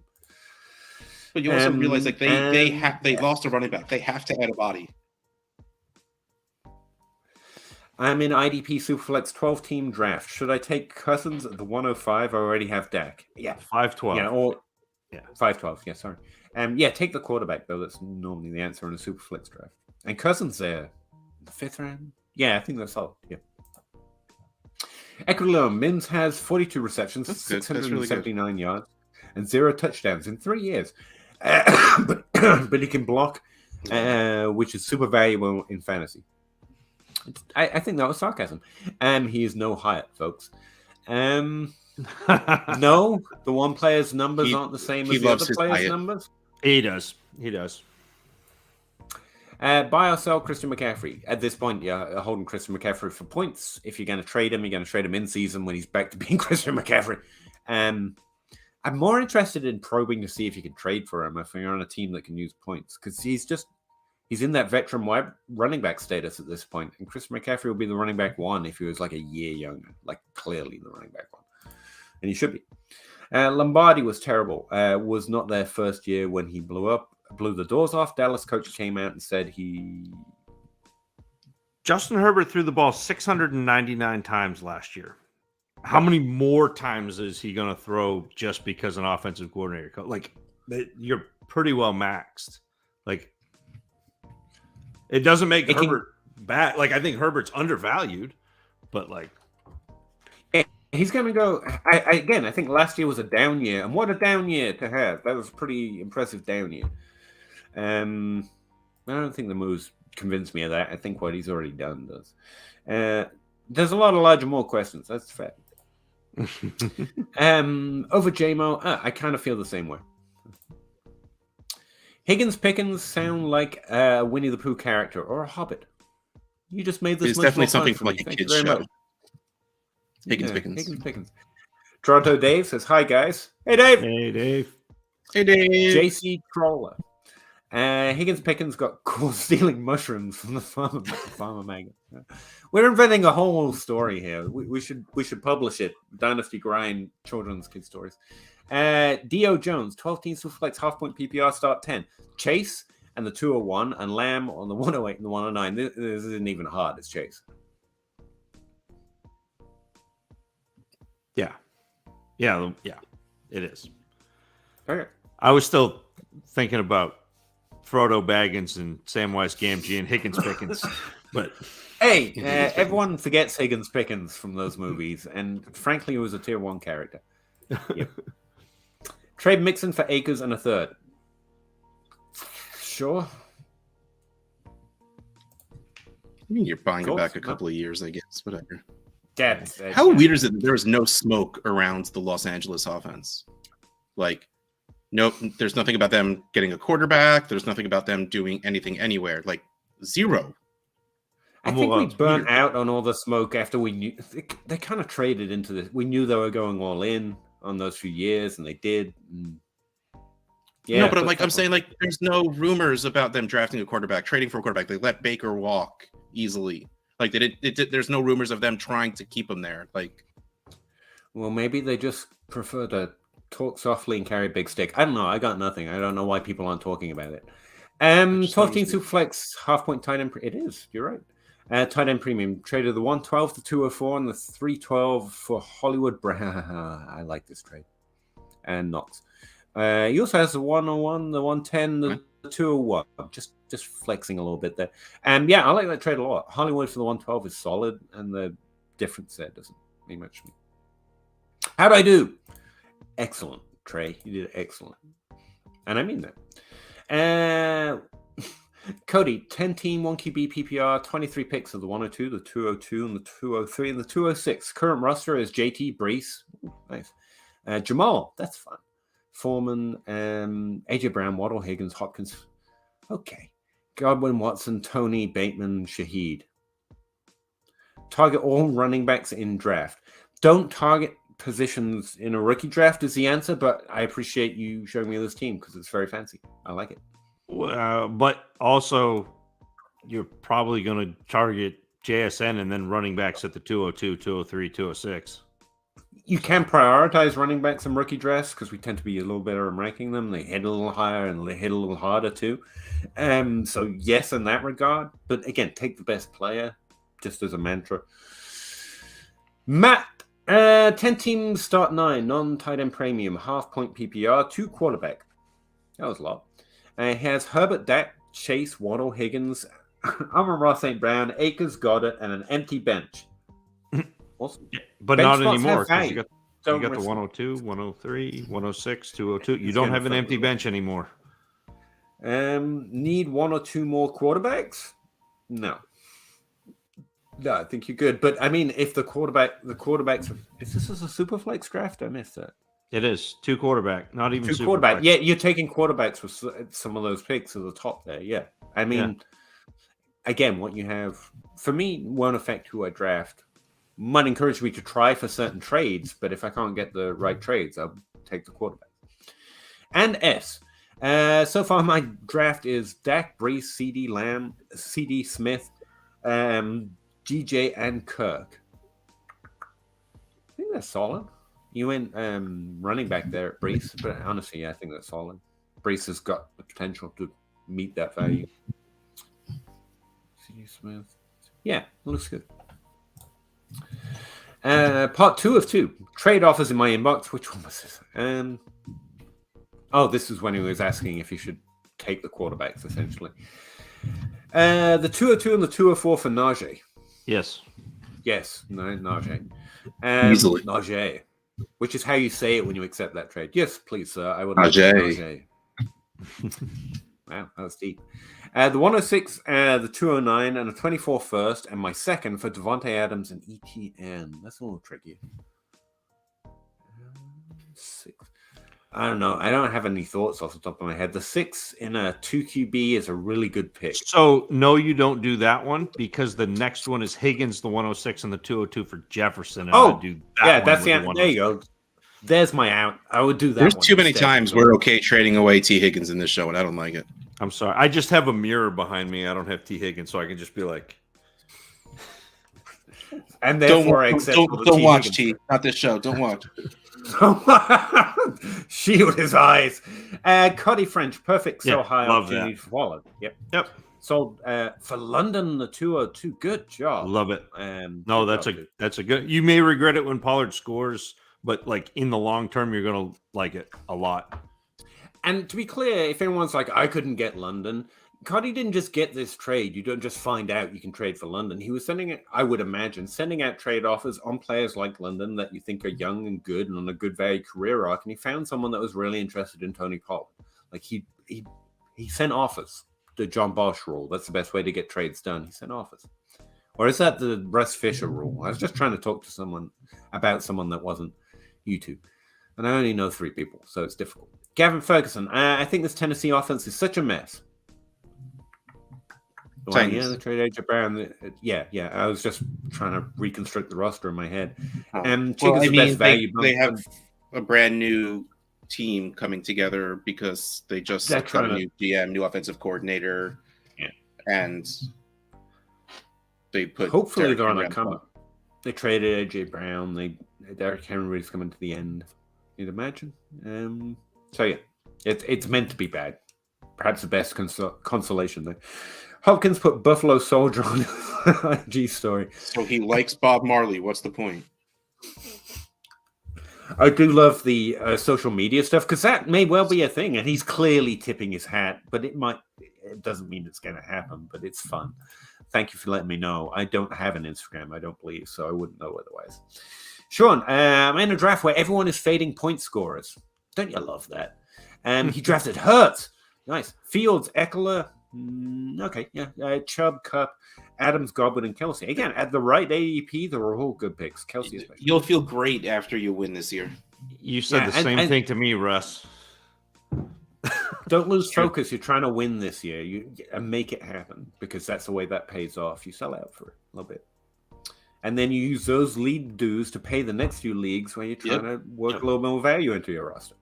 Zuli the Witch, appreciate the work you all are doing to helping us save as much fun as we can with this hobby. Appreciate you being here to let us do it, man. Absolutely. Seriously. For sure. Marvin Cano, silly question, no such thing. First. I've heard so. One random first or 10 threes? A first. Yeah, the first. They don't. It doesn't have to be random. You can tell me it's the 112, or I guess the 110, or 3 or 10 thirds. And the answer is still the first.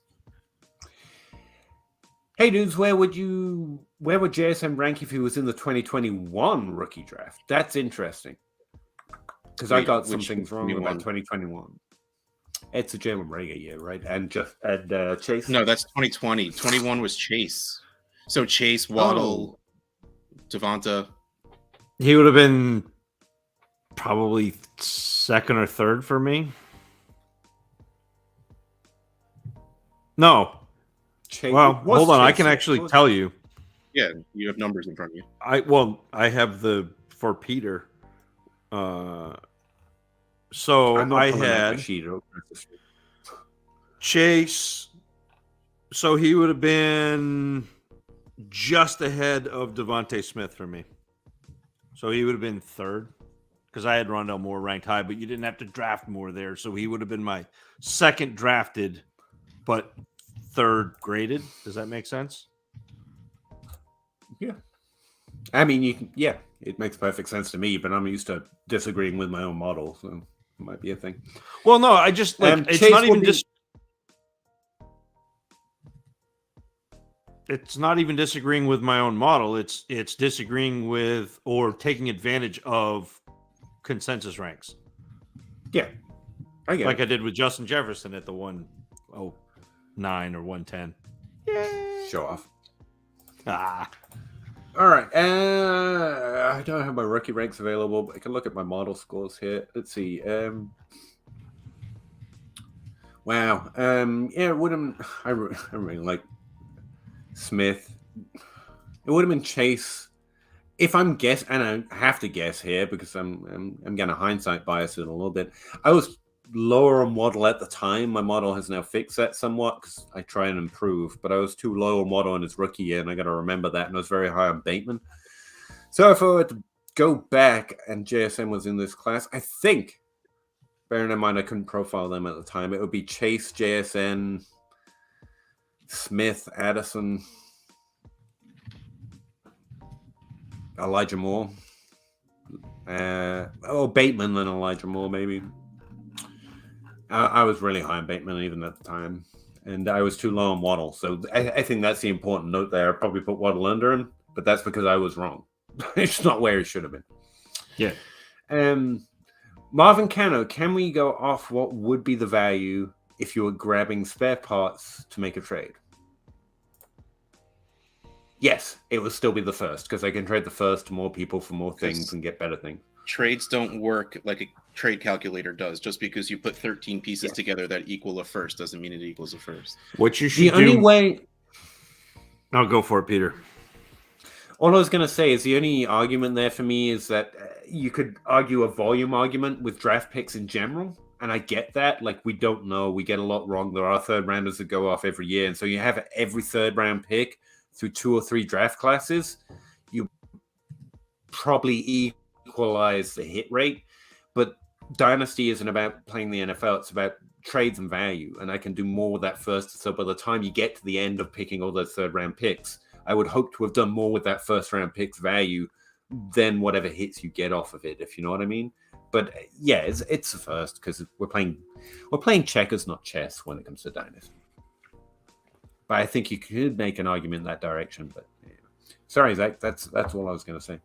No, I was going to say you need to go Google Shel Silverstein Smart and just read that poem. I just bought 2 of those books like a couple of weeks ago for Ellie. I don't think I know that one. It's a poem. It's a kid who his dad gives him $1. He trades it for 2 quarters because he's smart, and he trades those 2 quarters for 3 dimes, and eventually he ends up with 5 pennies, and he shows his dad because 5 is more than 1, and his dad was so proud of him he couldn't even speak. Which is so true. Yeah. I've lost where we were. What player will you die on a hill for that the public opinion is wrong? Again, it's hard. I don't find it I take pride in noticing when something is largely overvalued in a rookie draft. I don't see a huge miss. I think Zach's mentioned the best one, and I didn't even think about it. That Zach Evans rank is just insane.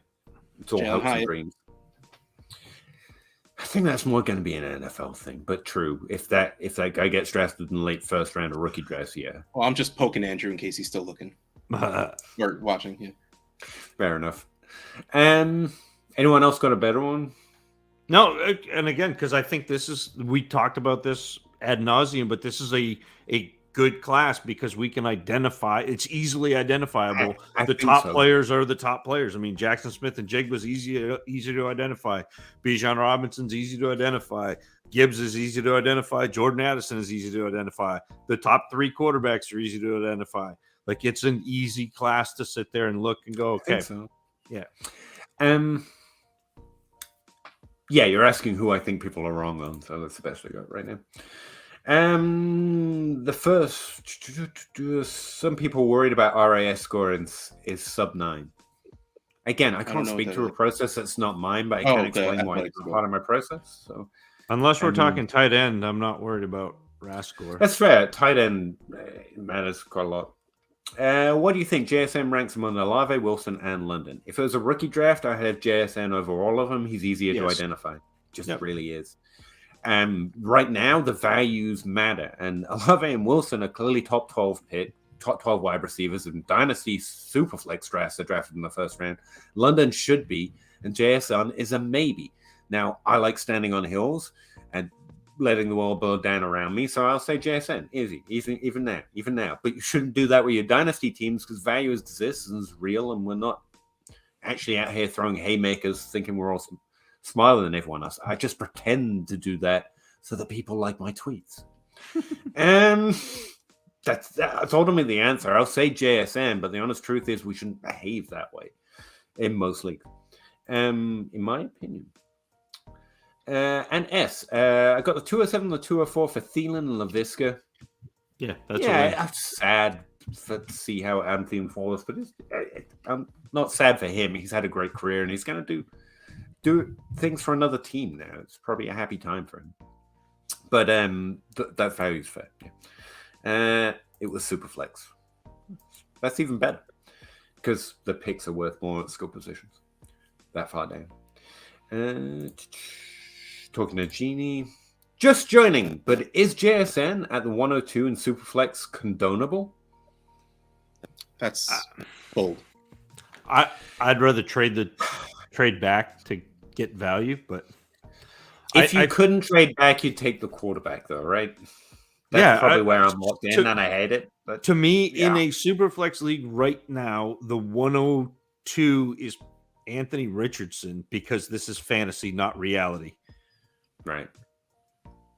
And you're going to hear me. You've got two quarterbacks that probably should go above him, right, as well. Assuming draft capital, you got Stroud and Young. So JSN fourth in that format. I'd say 105 is probably JSN. Chris Gifford. This is my inbox right now. I have Hurts and DeAndre Smith. I get Goff and JMO, Justin Jefferson, and a 24 first. Hurts, Smith. I mean, that's a big trade down at quarterback. And you'd have to send Smith too. But you get Jefferson. That's 24 first. I rework that. I don't think I'm getting the deal. Hurts and Smith, but I want Jefferson, but I want to keep. You want Jefferson, but that's too much. That's too many pieces. Hurts is almost as much of a positional advantage as Jefferson is. I mean, actually, you could argue bigger. You're right. My immediate reaction is I think I rework this. There's too much going on in it, and I think you can get a better deal done. So that's where I'm at. I can't screw this up, except decline the count, especially if it's really important that you don't get it wrong. Stick with Hurts and Smith at this point. Yeah, that's where the risk is. 224 first and 25 first, in my opinion, Chris. Yeah, you see, the deal's just not quite there. I think you simplify. I think simplify instead of adding more to one side or the other is a better way of doing it in general. But thanks for having a conversation. 105, Alvin Kamara, and for 109 and DJ Moore. Superflex would matter to this. If it's Superflex, I think that 109 is more valuable. Alvin Kamara is... I don't know, honestly. I think I want the 105. That's my favorite thing in this trade. Especially in a Superflex. And especially in a Superflex because it's more valuable. If it's one quarterback, I probably just take DJ Moore. Yep. But if it's Superflex, I'm with you on that. Yep. I think that's what my brain's trying to work out here. Right now. Yeah. So I'm like falling asleep sitting here. I need to go to bed. I'm at that. Yeah, we're still an hour behind, so I would. Thanks, Russ. Good night, Russ.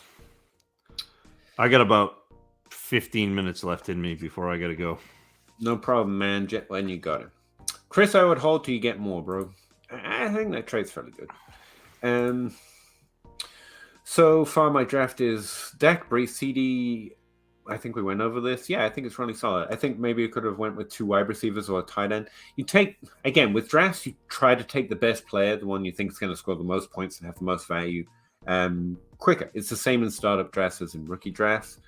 I think Kittle might have been a better pick than a few of those you got because he's such a positional advantage. But I think he did solid. And locking in that second quarterback is important in a startup draft. It means you can't fully value out, if you know what I mean. You're not rebuilding next year because you locked that in. Mark Andrews was kind of midi with Hunt. Yeah, but that was after he hurt his knee and his shoulder. He also got Yeah. He'll go up the targets. That's what we think good players do. So, he's got to be able to do that when there isn't an ideal situation. Even DeAndre Hopkins had a down year for him with bad quarterback play. It does happen. There is an intermix there. But you notice the rest of his career has still been pretty good. Situations change. Players who can co-op volume are kind of what we're trying to focus. I think two tight ends in this year's draft are really good. Good chance to be top 5 as rookies. Trade Andrews, Kittle away for the farm. Draft one of them.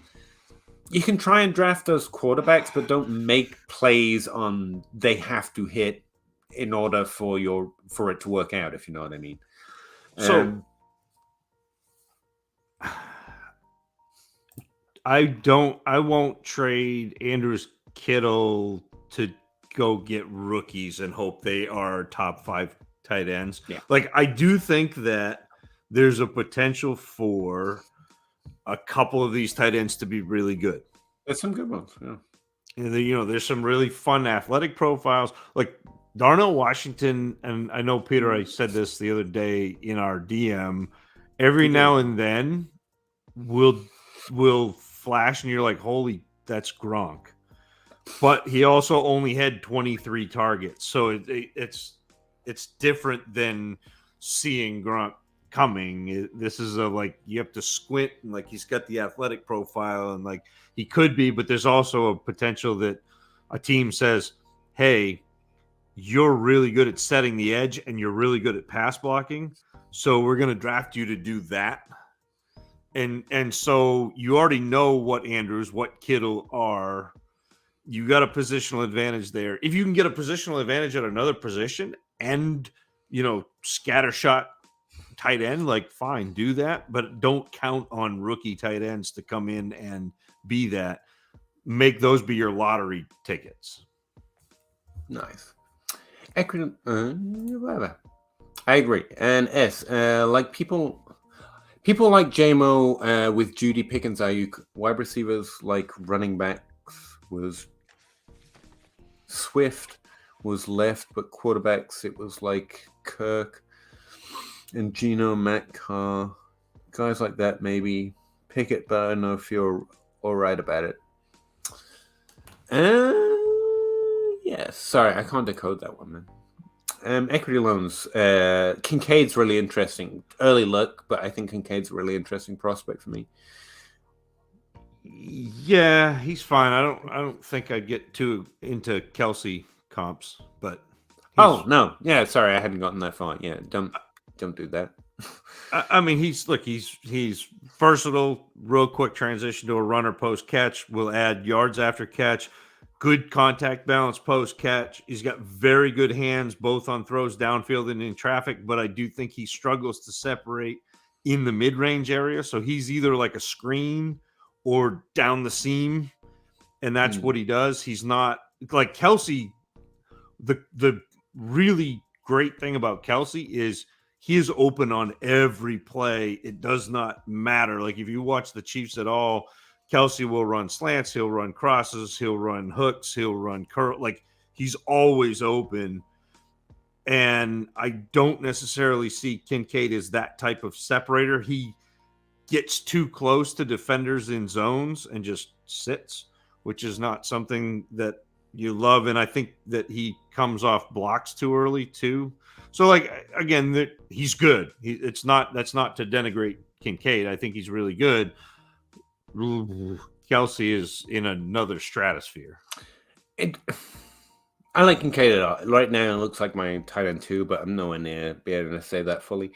And what I would say is try not to make comps to singularly unique players. And Kelsey's one of them. And yeah. I mean, it's just always gonna.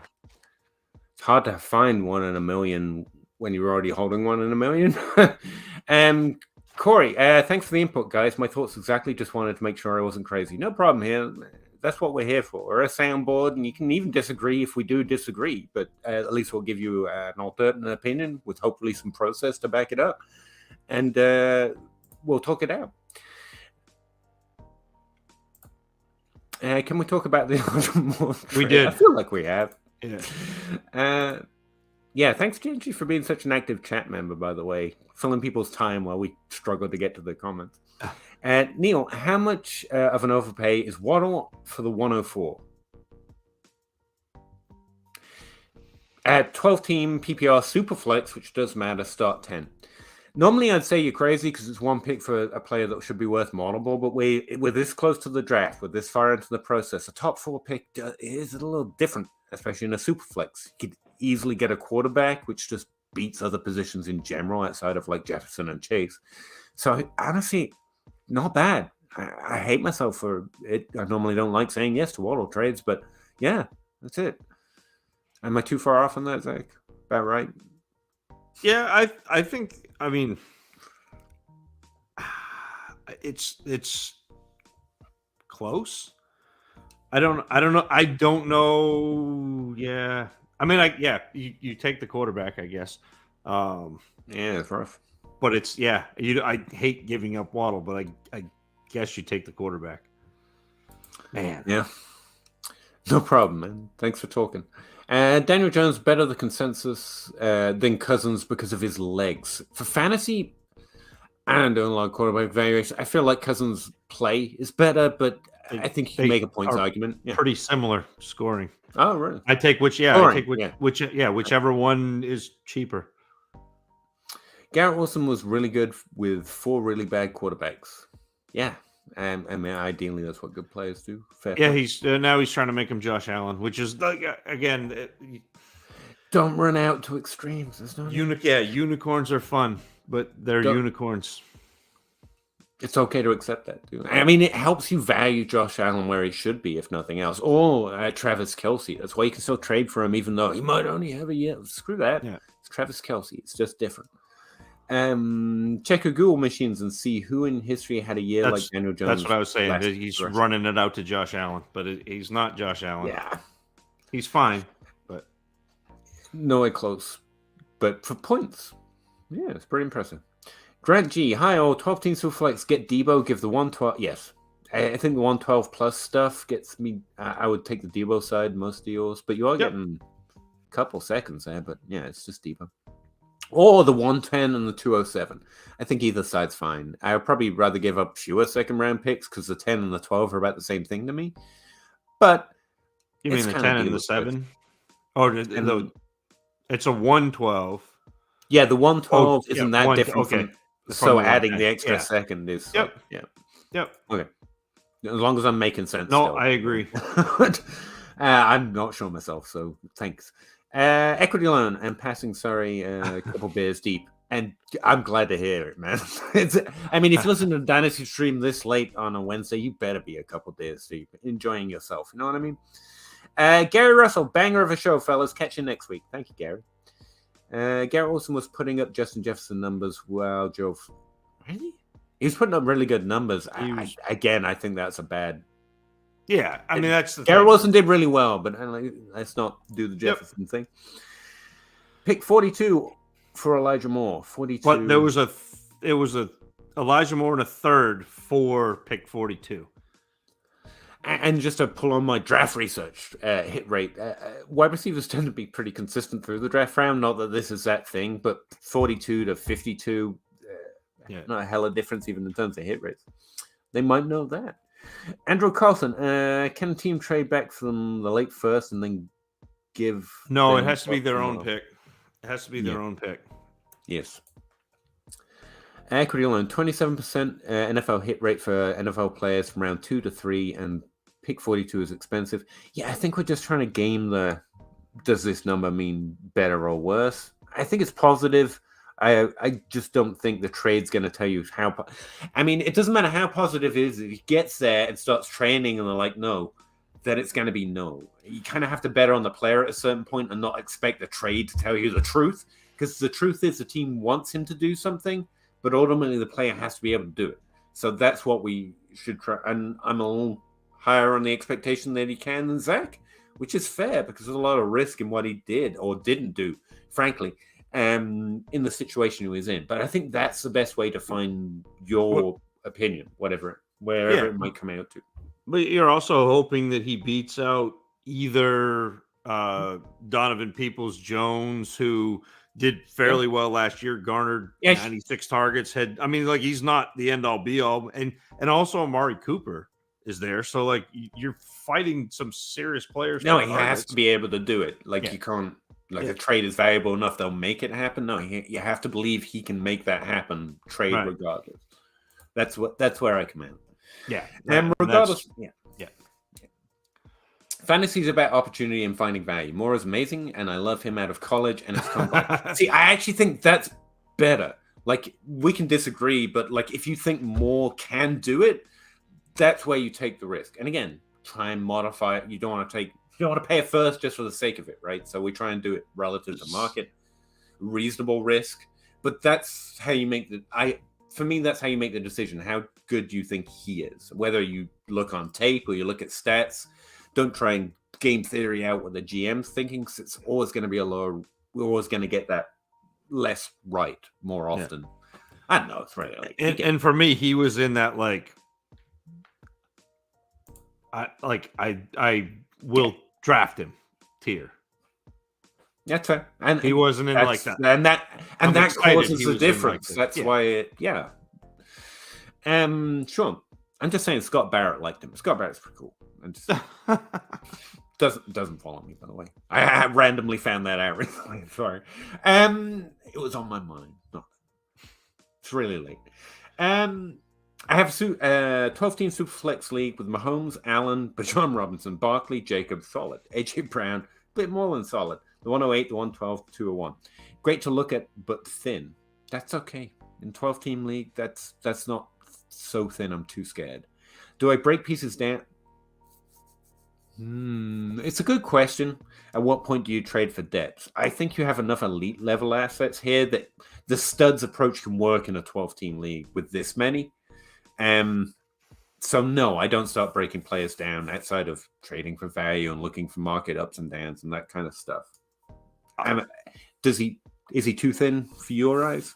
No. What I would be trying to do again is take the 108 and the 112 and see either if I could get some of these undervalued wide receivers, or if I could move up to the 105 to get Jackson Smith and Jigba. Like that's kind of what I'd be trying to do. Go again, instead of trying to diversify, add two things together and go get another stud. Pete, you forgot to mention David Bell. Elijah Moore was mentioning Terrence Marshall and treble. I didn't laugh. Equity loan. I didn't hear it. Watch out for Mingo. Yeah, Jake Anderson, formerly of the Dynasty Crossroads. Really high on him. I haven't watched him yet. He's going to be next week. He didn't score as bad as Jake nearly expects in my overall review, but I haven't ranked him or anything yet. But yeah, good name apparently. I don't know. Jake actually tends to know what he's talking about. A little bit. Mostly about golf, but still.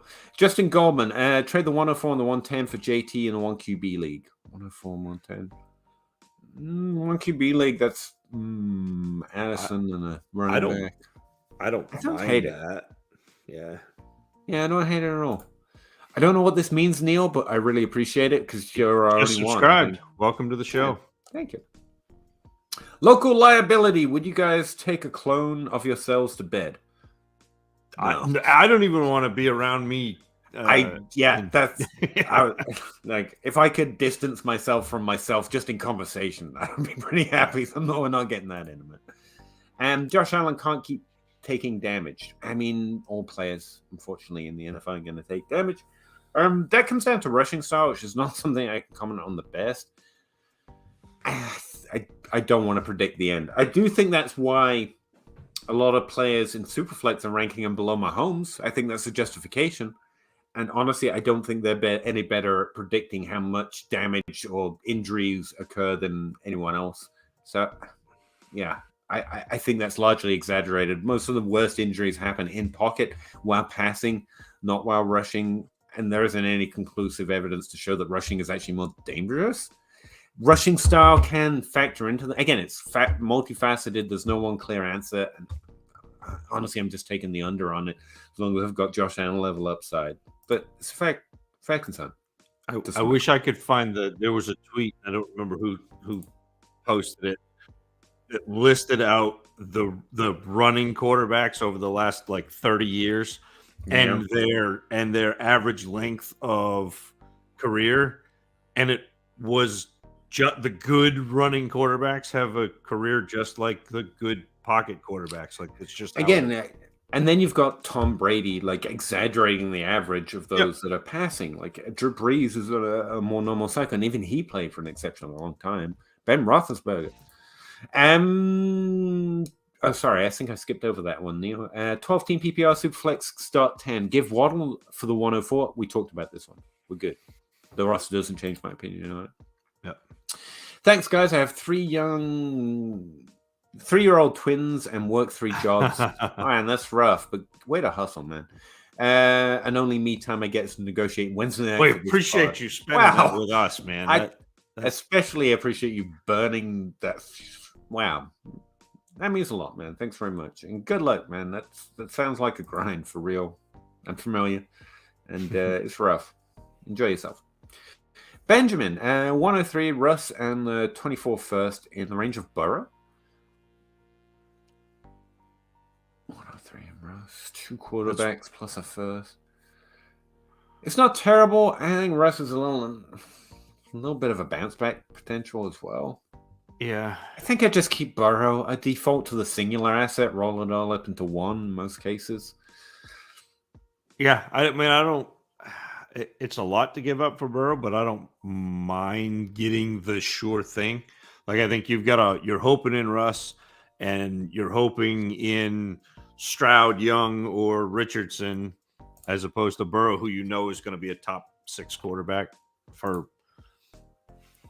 Yeah, I think the Jefferson rule apply. I mean, Burrow isn't the Jefferson quarterback position, but a similar logic of, if you can trade for the, like Zach called it, a surer thing for reasonable value, just kind of do that. Yeah. Cuddy French, and you can dip if you need to, by the way, Zach. Thanks for the input. Because I'm not surprised if you'd be wearing damn. And you got to go to work in like 3 hours. I should add that. It's like 3.5. It's like 3.5. Oh, it's fine then. After trading away Pollard for London and the 202, should I target running back Gibbs at the 102?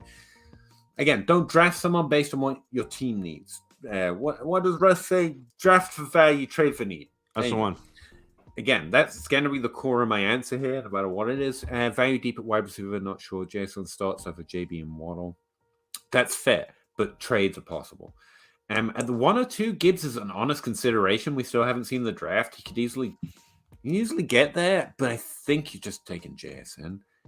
Or you're trying to trade back, man, at a good value. It's okay to trade for need, so you can move back from the pick that you have to try and get the running back that you want from this class, or trade for running backs that are actively in the league.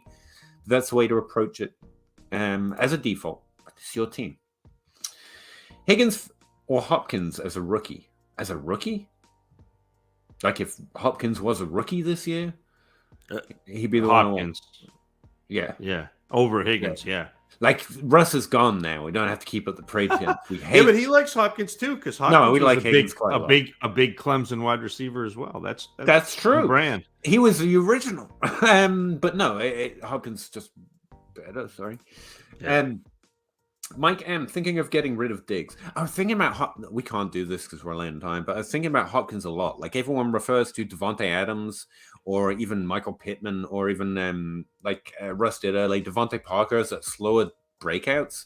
But Hopkins, I think, is the one people miss because that was slower, and we had to work hard that first offseason after that year with Andrew Johnson. Like I think that's something we miss about what we have to expect even from elite players sometimes. That there's this range where the elite players can have a down but not terrible rookie. But anyway, I'm thinking about that a lot today. I'm thinking getting rid of Diggs. He had 800 yards.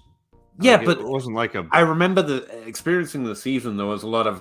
I remember the clip where he didn't go for the ball. Yeah. You remember that? And they were like, he doesn't have the spirit. And we had to fight a lot of that Hopkins ain't it noise. Yeah. And again, the thresholds were met. It wasn't Justin Jefferson or Waddle and Chase. Like, not all elite prospects jump out to that start. That's what I was thinking of. I really want Drake London. Solid goal. What should I try to obtain along with London after I being done? I don't think you're being dumb at all. I think Drake London's a really good target. I think Diggs, you have to add to Diggs to get London on average, actually. In most leagues, I think the young player who just had a positive season, despite the ADP and JJ Zacharyson and everyone else pointing out he should be up there with, I think most people rostering London will probably hold the younger player than just take Diggs straight up, unless they're on a very competitive roster and they're angled towards, I'm going to compete right now. And then they might take that surety of points. So honestly, I think there's more. in most leagues, you're probably going to have to add the Higgs. If you can do this straight up, I think that's a good trade. Is the answer here?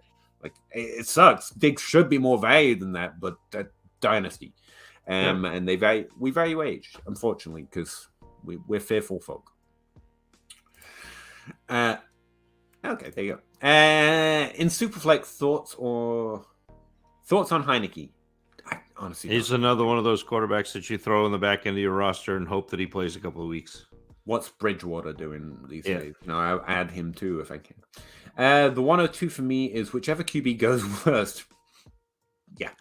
See, and I don't even think necessarily it matters like draft order, because it only takes one team to, like, again, if Carolina drafts Stroud, that doesn't change Stroud's evaluation for me. The fact that he got first round capital, the fact that a team spent an early pick on him, that's what matters. And the same thing with Richardson, the same thing with Young. I think top 12 matters, not necessarily top 12 or top 15. But again, you're moving up to take those quarterbacks, so that sort of thing matters. But it doesn't change my evaluation of them, if that makes sense. So, like, if all three go in the top 15, it doesn't change my evaluation of them at all. And Richardson, even though, and I'll talk about this, Genji, tomorrow on the Dynasty Dummies Rookie Hootenanny. Records live, by the way. You can actually watch it on YouTube. They don't respond to you in the comments, so not very much. See me there frustratedly trying to get their attention, and I failed every week. But what I'm going to say tomorrow about the quarterback class is, right now I have it graded out: Young, Stroud, Hendon Hooker actually came in third, even though he probably won't even be a first round pick. Then Levis, then Richardson. But if Richardson goes in the top 15, he is the quarterback one for fantasy football, because it is not reality, it is fantasy, and he has the upside. And just cost benefit analysis, I don't believe Young or Stroud has the ability with their legs or volume to get up into the top 5 quarterbacks. And I know that Anthony Richardson has that potential. He doesn't have as good a chance to be in the quarterback like 16 through 6. Like, I don't think his floor is the same as those guys, but his upside is head and shoulders above, and you might as well take that swing. I mean, it's the same thing. I use the same logic was with Lamar Jackson, the same logic with Hurts, but I do think Richardson is not the thrower that either of those two were coming out. It's a solid process. It really is. And Chris Gifford, thanks, gents. Love the show. Really appreciate you saying that, Chris, especially after hour 3. I need it. It's Superflex. Thanks, guys. No problem. It's always Superflex. We assume so, unless you tell us. You said so. You said so, to be fair. Am I crazy for trying to sell AJ Brown? I mean, no, you can trade. It's always a good window if you. That's a silly answer, but no. I feel there's nowhere to go but down. I think he can steadfastly remain exactly where he is, John. I think Devontae Adams don't stay there. So the last sentence, I think, is the crux of this, Grant, and I think it's where you're kind of going wrong a little bit with your thinking is, yes, Devontae Smith is absolutely a quality wide receiver 2 on that team, but that does not negatively impact AJ Brown. In fact, that is a good thing. Like, good players on the same offense make the offense better. It's not Higgins and Chase. They're both younger as well, so you don't have to worry about AJ Brown. And Higgins isn't going to overtake Chase. Oh, I took away. It's just they're both good, and that's good, But I happen to have in front of me too the it's an average of, what is it? 3 teams a year have multiple wide receivers in the top 24. Yeah, it's 3 or 4. Yeah, on average. I have my sheet right here with all the X's because that's how. The interesting thing. The interesting thing that Jacob Rick-Roberts does with that is point out how many teams are not going to have a top 24 wide receiver. So when you go to they're going to throw to someone, but it doesn't mean every team gets a top 24 wide. Yep. In fact, a lot don't. It's like 12, I think. Anyway, Drew, 12-team Superflex, half-point PPR, no tight end premium. Would you trade Pitts for Njoku in the 106? In a Superflex, I think the 106 is tempting. I think it's Pitts, though. Now's the first time in his career I'm like, really interesting because that value can really bounce back. No premium, though. Yeah. Like, it's close. I'm not high on, if I was any more in on Njoku, I'd maybe be more tempted, but I think I'll just play the value on Pitts for now. But it's solid if you like it. Yeah, the 106 is a really good pick in that format. So, yeah, it's probably, it's either JSN or Gibbs. Yeah. And that's a really good pick. And what picks would I look for, given he also has the 7 and the 9? Again, the default answer is going to be try to trade up for the 101 if you have multiple firsts. But you're in a really interesting range in Superflex, man. You can wait it out. There's no need to make an exact trade right now.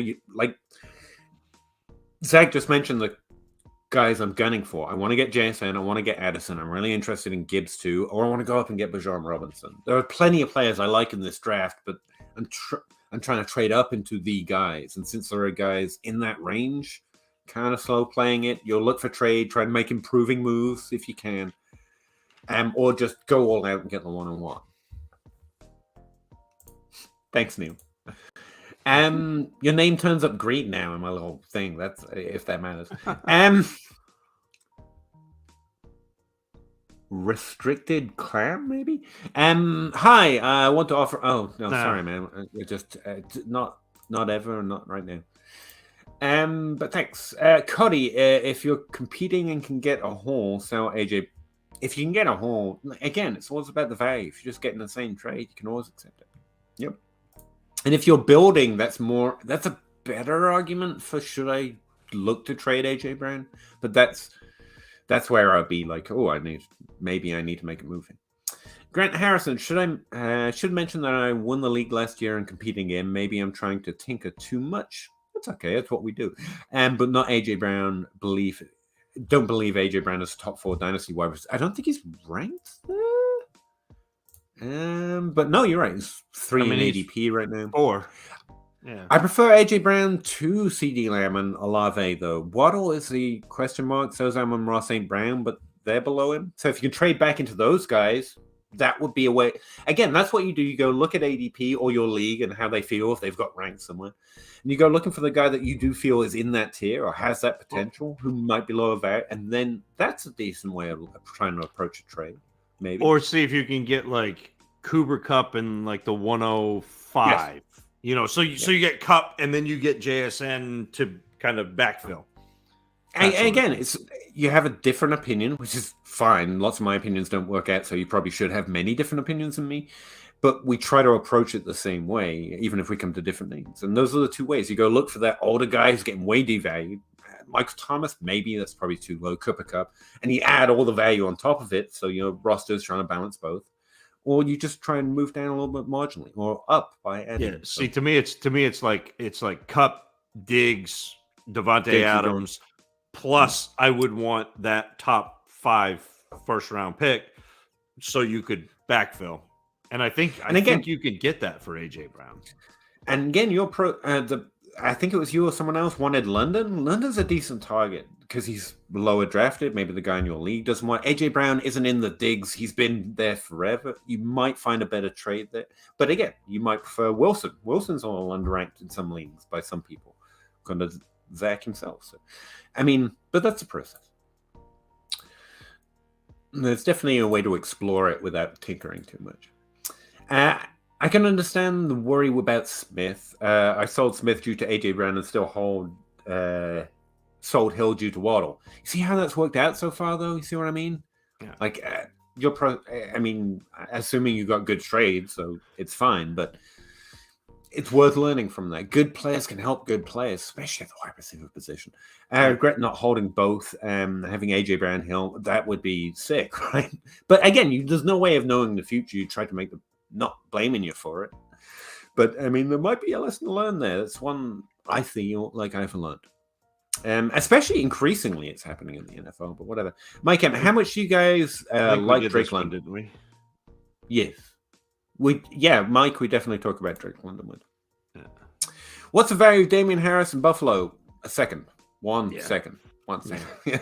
Pretty much what it was in New England. It has to be a very specific team that would pay that for. Like you need a top 24 running back in there, or top 1. He can easily be a top 12 running back. Stephen White, hey, welcome back, man. What range of wide receiver should I target? Brian Robinson in the 201. I actually think I'd rather hold Brian Robinson right now, but I haven't checked him recently.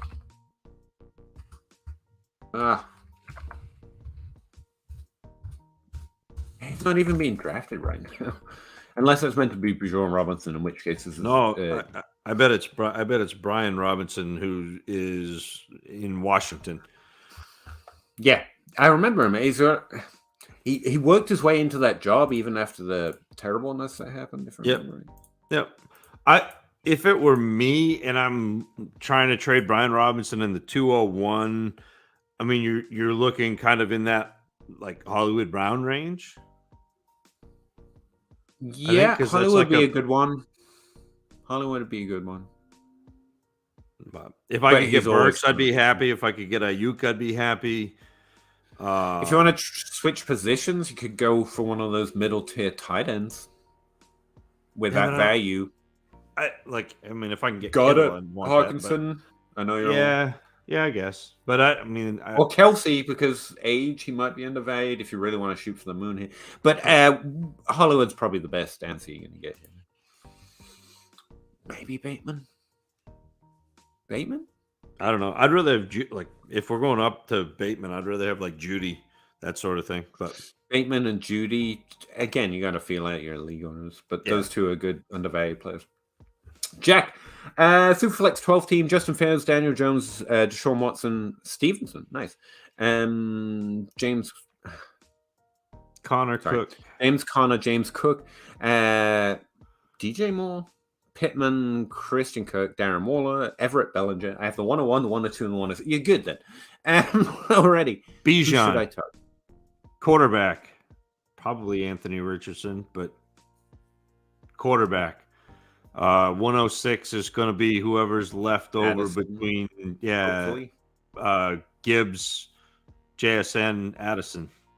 But again, adjust to who the best players are after the draft. But I love that list. And then 205, 206 is going to be probably whatever running backs are there, unless for whatever reason your draft lets Zay Jones fall. I would specifically say your picks are in the places I want them to be. So I can't there's no need to trade up for the 101. You're in that Addison, potentially JSN if the league's crazy range. So on the clock you can try and target JSN with that 106 plus a 205. Maybe move up a spot or two when you need to. I still think 106 is either Gibbs or JSN. I really do. Awesome. And that'd be awesome. So no problem, man. Thanks. Appreciate you, Mike. I was adding Higgins or Hopkins as my. Oh, sorry. Okay. Not asking who I like better as a rookie. Looking to 24. I don't know. Harrison Jr. is meant to be a really good prospect, like JSN level. Yeah, it's probably Harrison, but yeah. I definitely don't. It's probably Harrison. 1 QB trade offer. Top 324 first. Team is rough. And had a mid 24 second or Waddle. A first and and a one quarterback, especially it's Waddle. Do you guys believe the stack theory? Well, if you're talking about stacking quarterbacks with wide receivers and tight ends and running backs with defenses, that kind of thing, it's not that I believe it. It's an effective strategy, especially in best ball. I'm not sure how. That's it. Best ball. Exactly, it is. I mean, if you're playing Best Ball Dynasty, definitely has an edge there because you're looking to max your upside on a weekly basis. And so it's more about the weekly play. And in Dynasty, the weekly play matters, don't get me wrong, but you don't know exactly when to start. So Best Ball is a necessary part of that equation for me. I believe in good players, Drew. Yeah. And it doesn't. So I'm kind of agnostic to team. I don't mind stacking if they're good. If you got Allen and Diggs, I'm happy with it, but it's not something I'll I'm roster actively- Higgins and Chase. I'm not scared to roster players, Yep. even in the same position. So yeah. Yep. What side of half point PPR in a half point PPR? London like Burke Olave Swift. and Pittman or London Burke Swift? Yeah, London Burke Swift. Yeah, sorry. Sorry, I just If I have a bunch of rookie picks, who should I look to move them now or wait till the draft? I would send offers now because you got to get an idea where your league's at. And like Zach said earlier, your pick is most valuable when you're on the clock. But I found through actual play that sometimes when people see the clock, they don't like the pressure or they don't see who they want, and it can be harder to do. So I will pick and choose. I will send offers out that are reasonable. that's Don't undersell now. You're not waiting, but don't Yes, exactly. Don't undersell now, but at the same time, there's no need to wait till you're exactly on the clock before you start. Right. You know. And again, an active league, a good league, a fun league where good trades happen to help your roster. It's just about active league play, about sending offers, shooting out DMs, talking stuff in the chat sometimes, and just developing those relationships. Because honestly, outside of the big money leagues, and again, we're all going to be millionaires from playing fantasy football, I'm sure. It's about having fun with the strangers on the internet or your friends in the league, and that all helps that. So there's no downside in trying it. Gavin, add Elijah Moore to the Olave side. Add all the Moores, and it's still the London side. Doesn't change it, but good enough. Yeah. Yes, London. Cootie French, you guys are troopers. Thank you, man. Assuming, man. We'll regret this at work tomorrow. That is true. But love your takes. And thanks for staying up with, to be fair, yeah, you're suffering just as much. Didn't even think about that. Thanks, guys. Thanks, everyone. I'm not sure which you burnt through quicker, or the questions or the SIGs. Definitely not the questions. They work remarkably slowly, but we appreciate you all asking them. Seriously, I sometimes do forget you're all out here struggling with me just having some fun with Dynasty for a few hours on a Wednesday night. I really do appreciate you all letting us have this fun every Wednesday. So thanks to Zach, thanks to Russ, and thanks to you all as well. Absolutely. Peter, look over there.